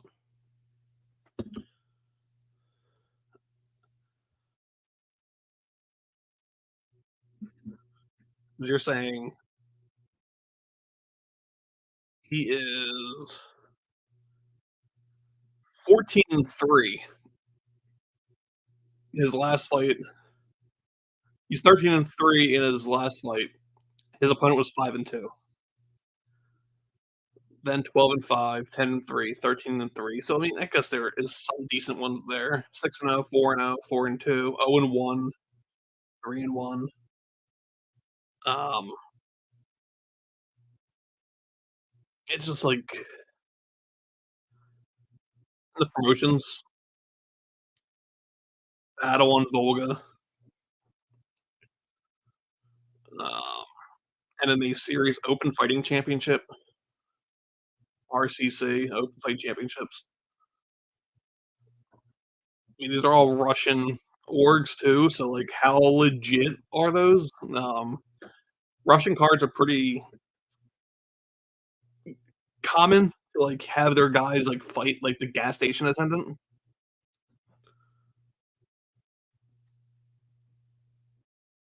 Like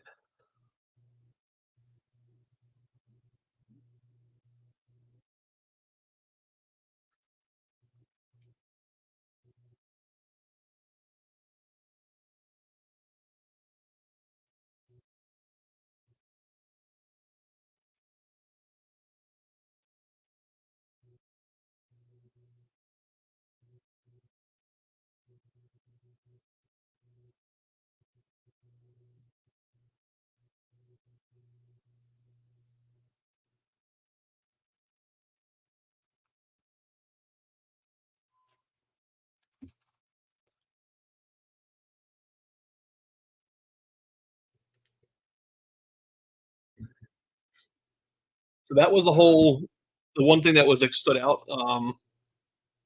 If he goes on his back, um, Sadotkin has shown, like, no groundwork.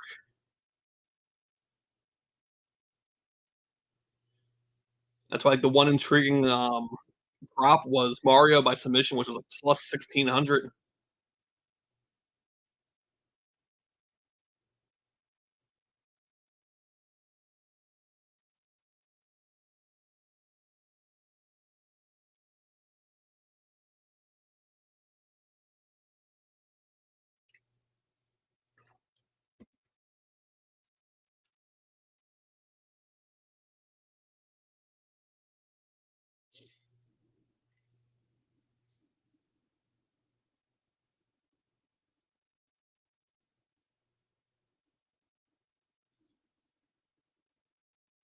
Definitely. Ugh, got the back.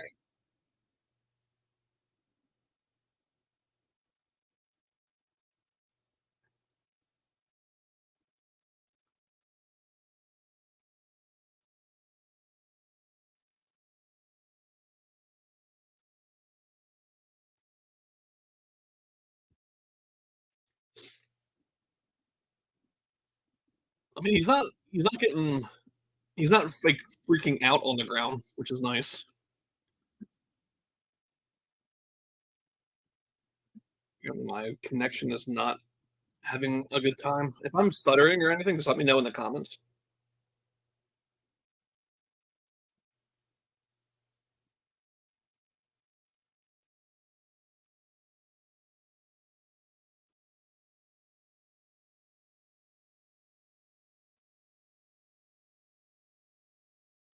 And this is the thing too, they're both heavyweights, like, they're big boys. Paul's kinda hitting on it too, like, you can keep scrambling. Mario can keep up with it, it's good, but what's to take out of him too.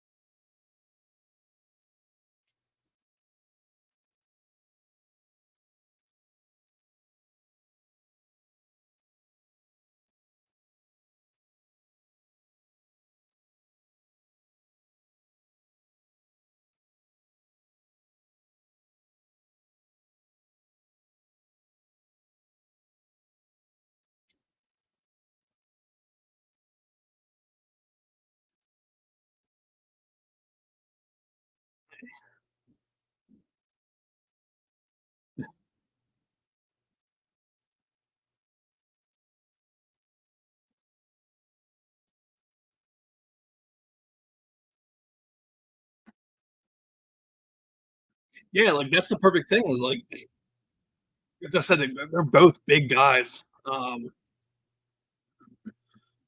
They do,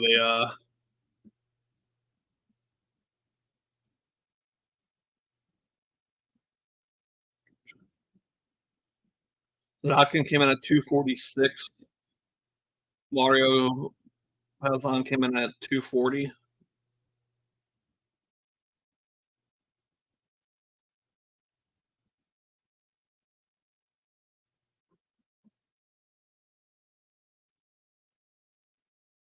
Um, odds are still Sadotkin's still minus 298, which, they're definitely giving the odds makers are giving definitely, attention to the fact that if Sadotkin's is legit, he can still finish this with, like, 1 or 2 punches. Would be interesting to see if they do end up taking a point, though.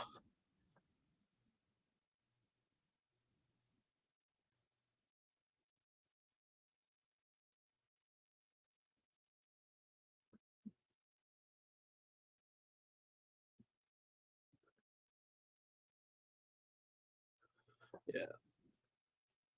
Now odds are getting a little more where I feel they should have been. Um, Sadotkin's still the favorite, but now he's at, like, minus 195 versus Crazy numbers.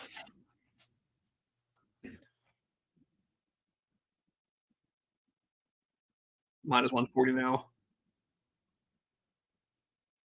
Piazza's at plus 110. So figure one takedown. We're gonna give it the favorites, Mario.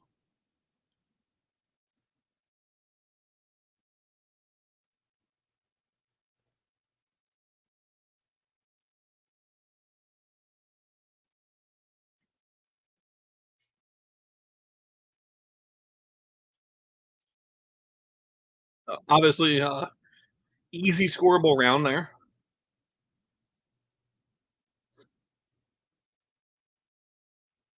and he's both seem to be a little, gasping.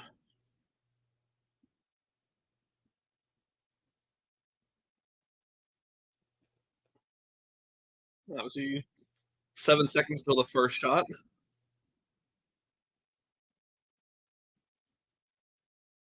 And I don't know what happened, but Dawkins back to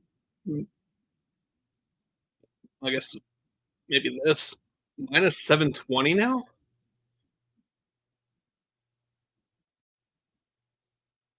Yeah, back to minus 345.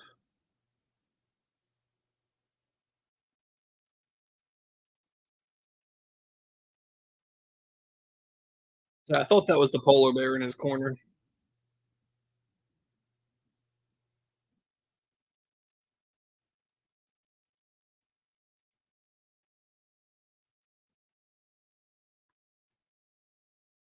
You're asking why he's not separating. I assume it's more so because if he knows if he backs away, there's going to be that Mario's going to shoot right away. Ooh, Jesus.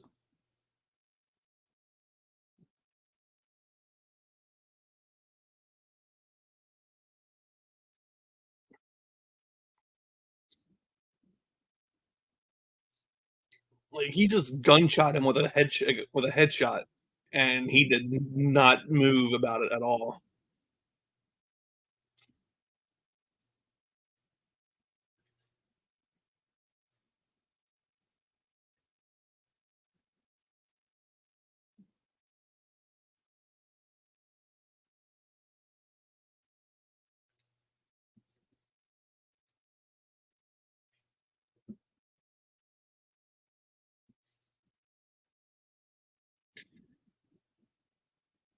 Yeah, like that's the thing too. Like it popped and like nothing out of it. Yeah,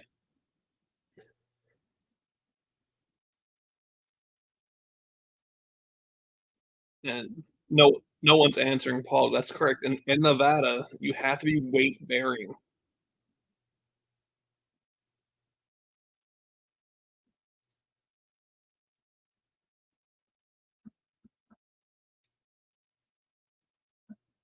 and even still, the odds are still have only just now gone pick 'em.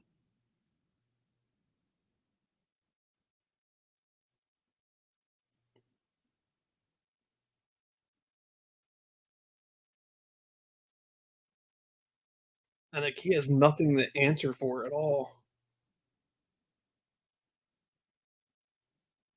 And only now, 3 minutes into round two, Alazan has now finally gone favorite.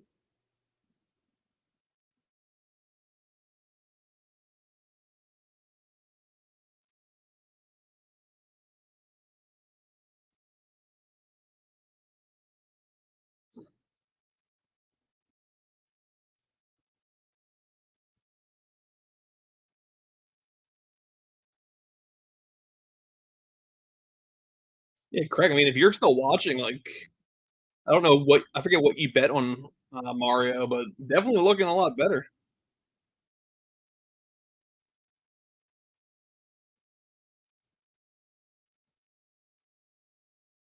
Like 70 seconds, like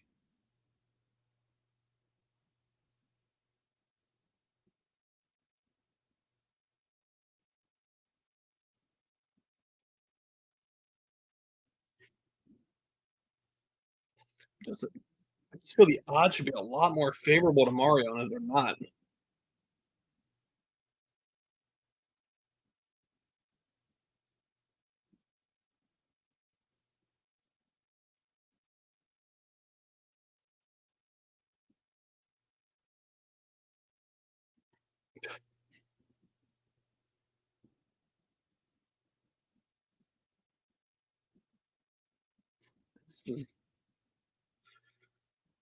This is like the one they put like the heavyweight fights like on the main card instead of the prelims of a pay per view. I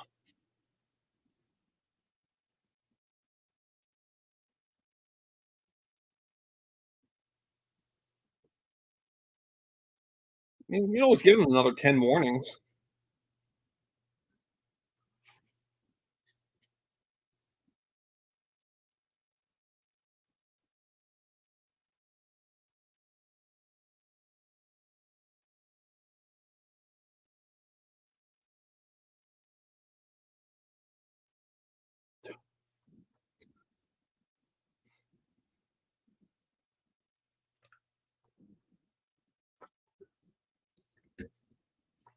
But okay, I didn't realize that he was shooting in when that head kick hit him, and still did nothing.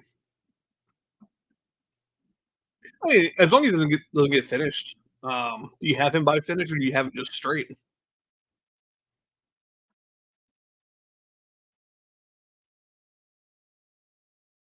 Because Dawkins, like, he's done.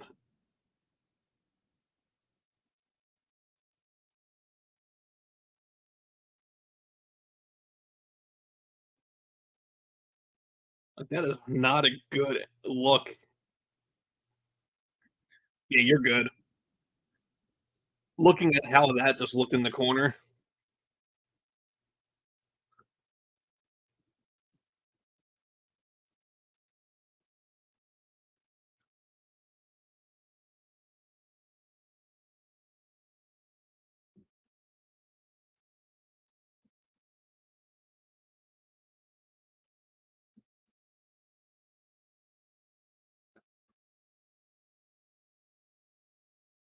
Oh,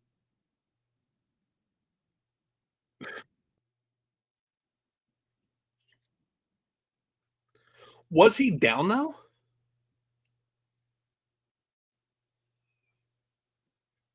Yeah, that's weight bearing.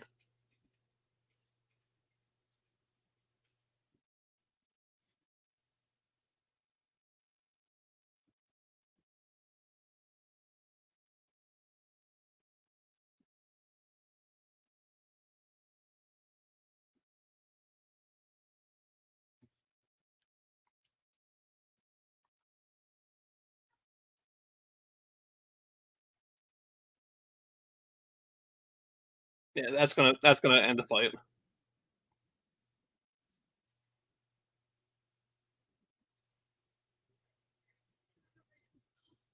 because it wasn't even. It was two knees, so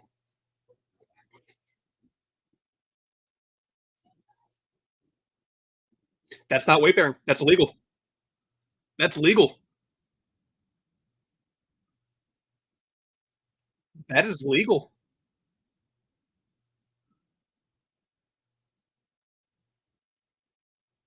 When it hits, it's legal.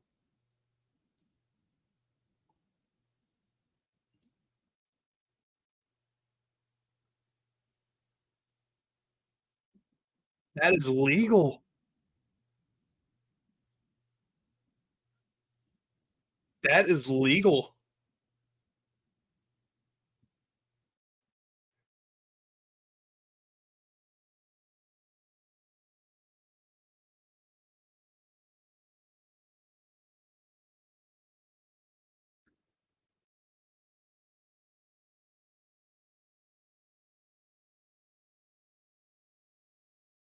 Don't go to the scorecards. That is a TKO finish.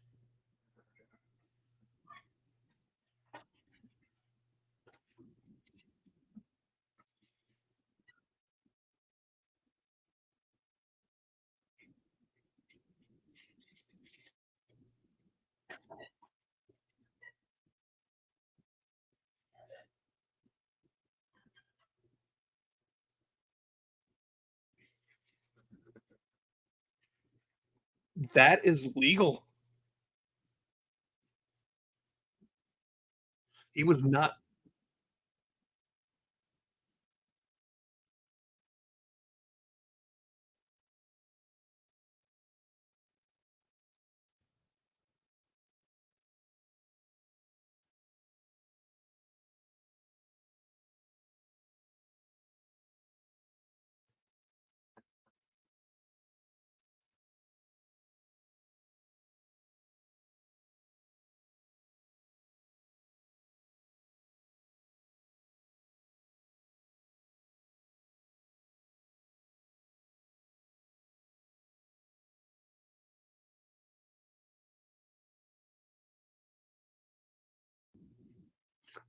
This is why, Alexa Grasso's knees to Valentina were illegal.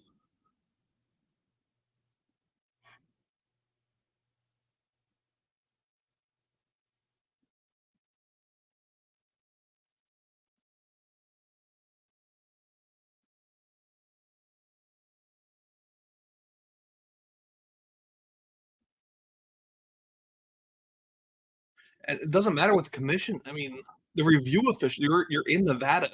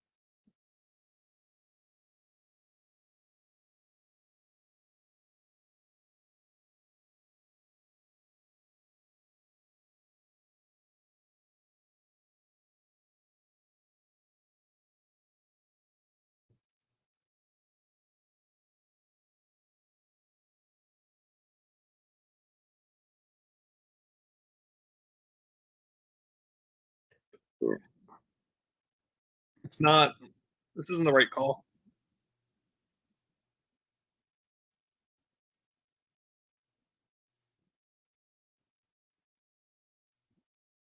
So they're not even going to the cards then.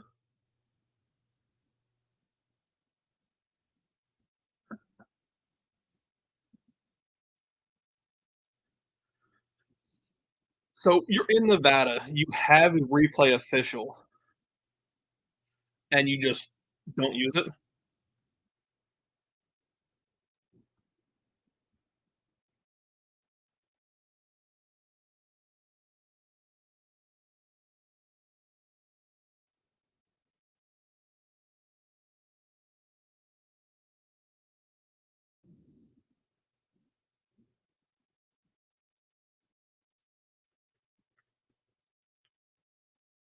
It's not a gray area. And even if you wouldn't do a DQ,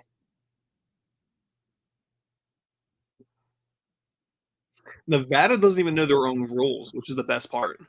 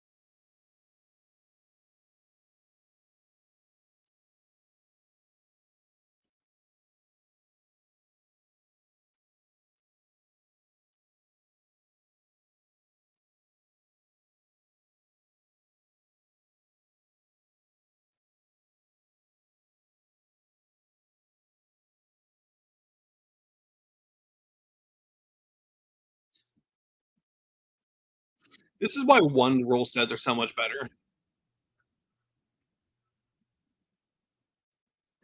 Yeah, so if that would have been in round 2 on the first half, it would have went to no contest. I mean, the DQ part is, like, the weirdest part.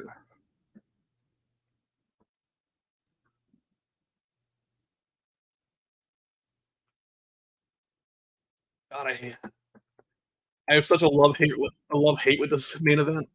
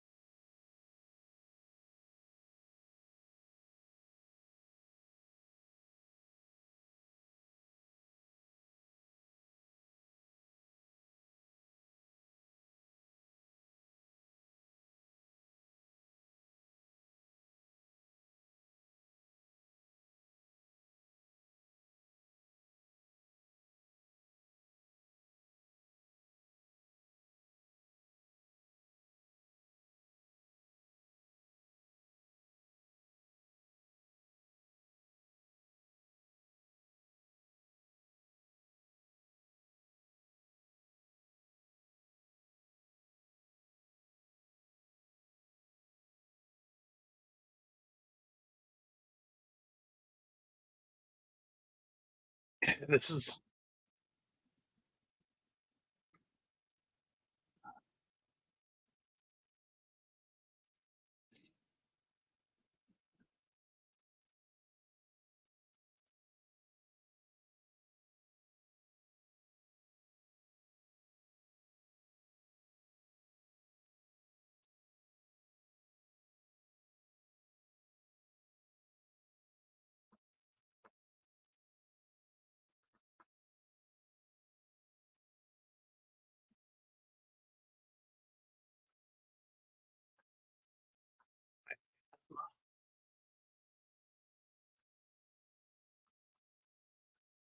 I thought I could, like, share.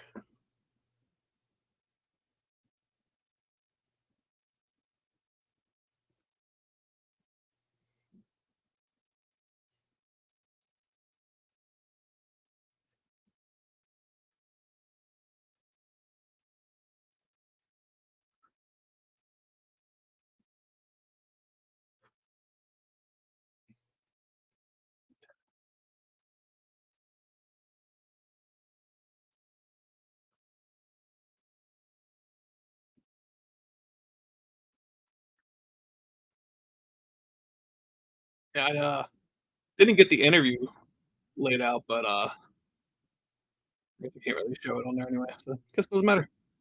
Um, Supposed to interview Danny ahead of this fight.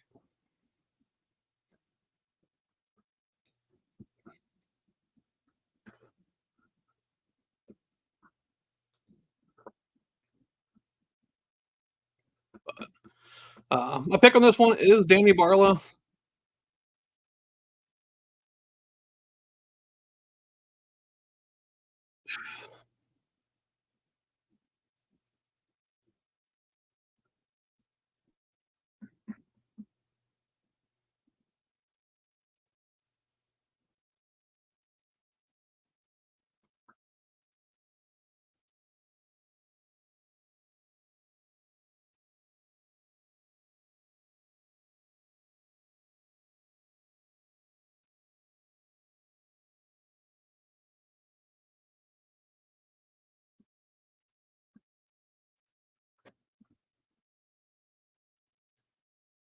Been interesting.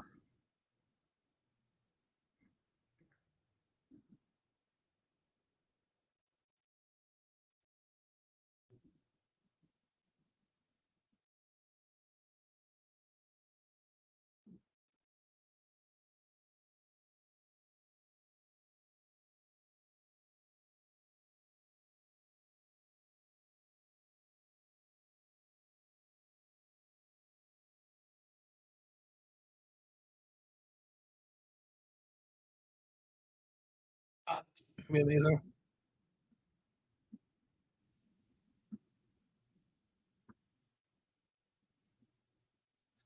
And it's no surprise, all three welterweight fights this season have had three fighters signed. Everyone gets a contract this season outside of that heavyweight fight.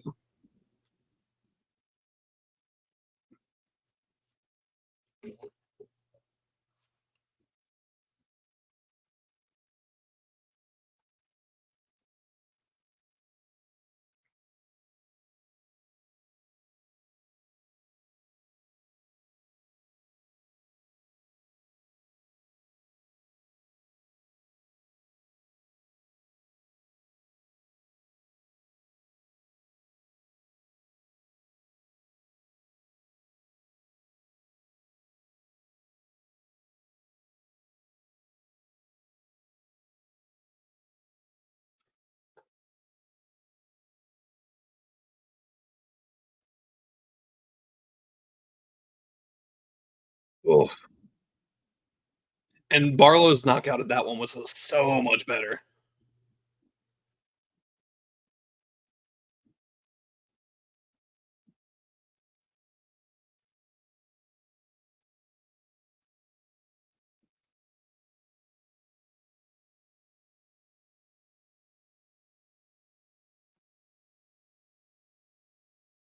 God,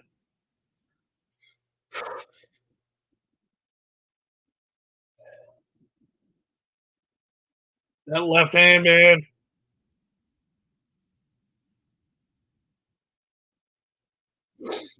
Fucking, I hated that fight so much.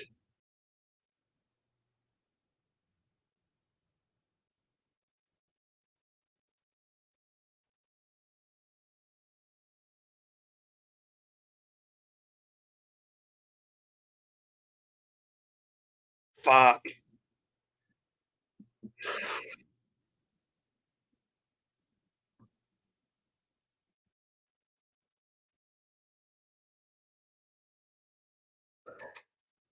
Fuck.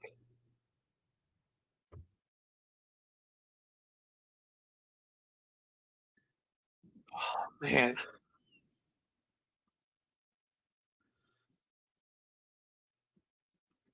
both of those guys are so fucking good.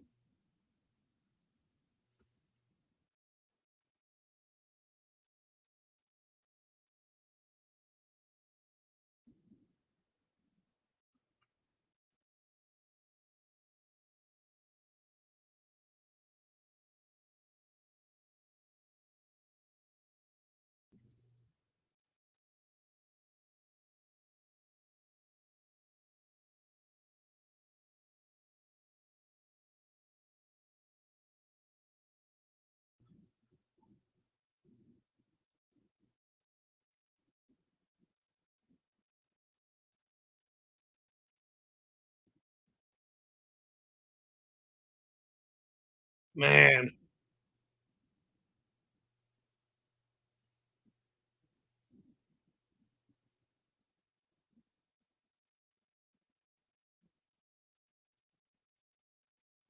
fuck. It's Trey Manley and Raheem's corner. It looks like too. He just lost to Donovan Beard a couple weeks ago.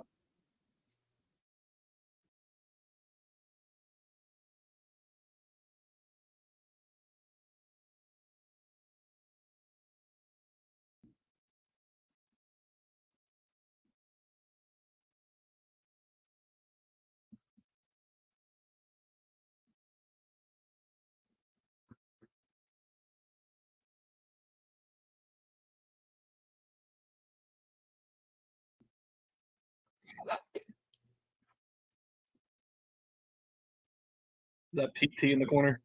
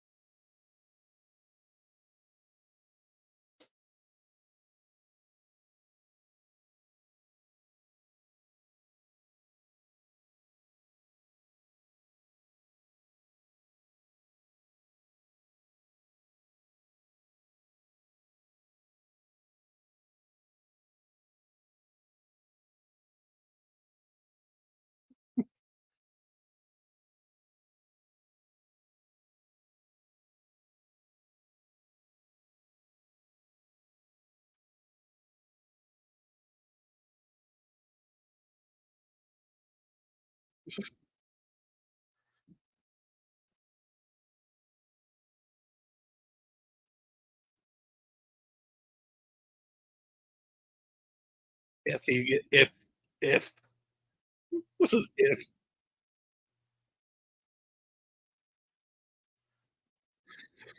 that was a close, almost another illegal.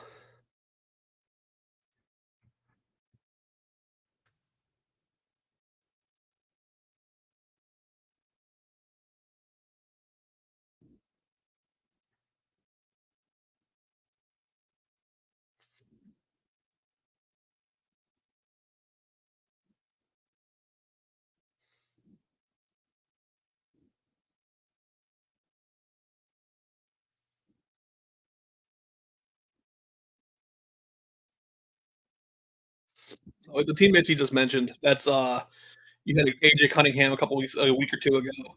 Um, he trained, occasionally Ryan Spann, Patera Wilson, DeAndre Anderson. Um, there's like a team of like 20 or 30. I think they've only lost like one or two on the pros.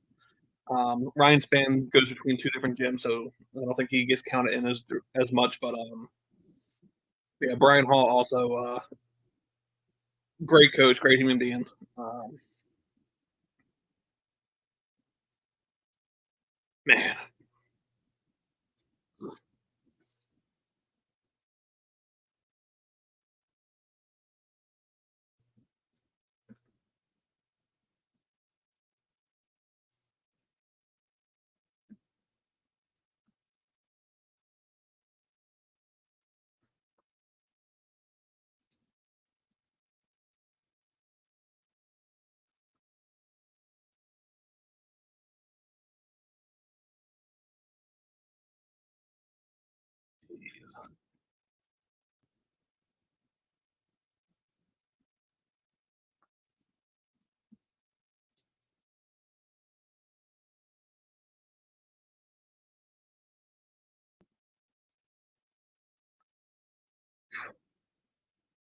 Hang around a little bit just to see the obvious answers. Thinking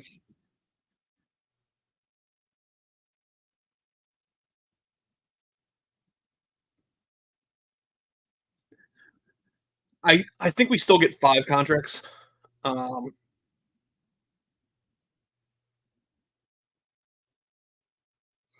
I think we're gonna get the obvious ones, and I think maybe Pacheco also gets signed as well.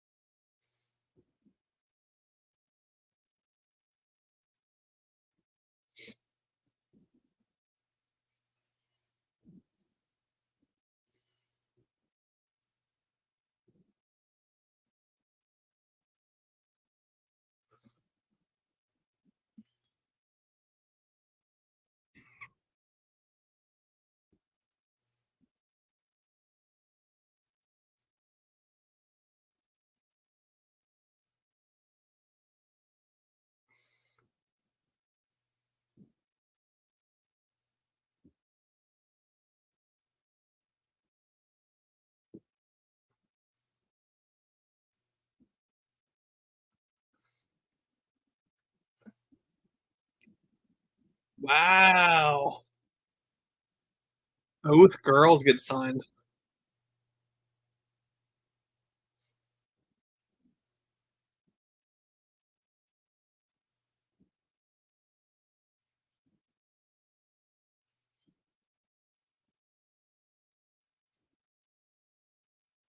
So they're both getting signed too.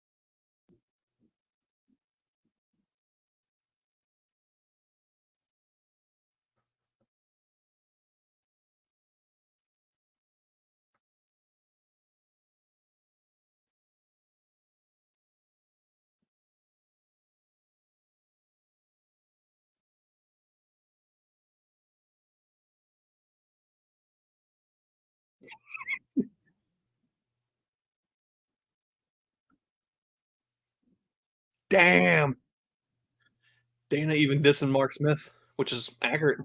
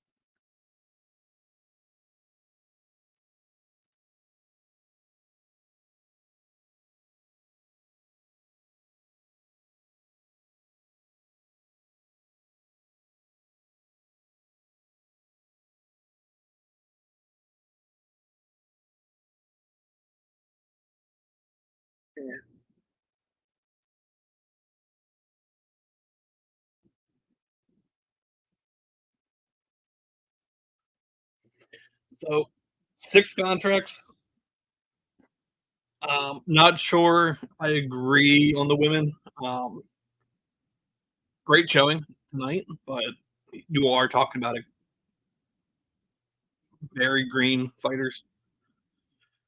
But no, interested to see where they go. I am scheduled to be doing this again next Tuesday. Um, it may get scrapped because I only added in like CFFC Contender Series, and with Raheem being on tonight, that eliminates that one. And then the final week, I may do that though. The main event on that one alone is worth it.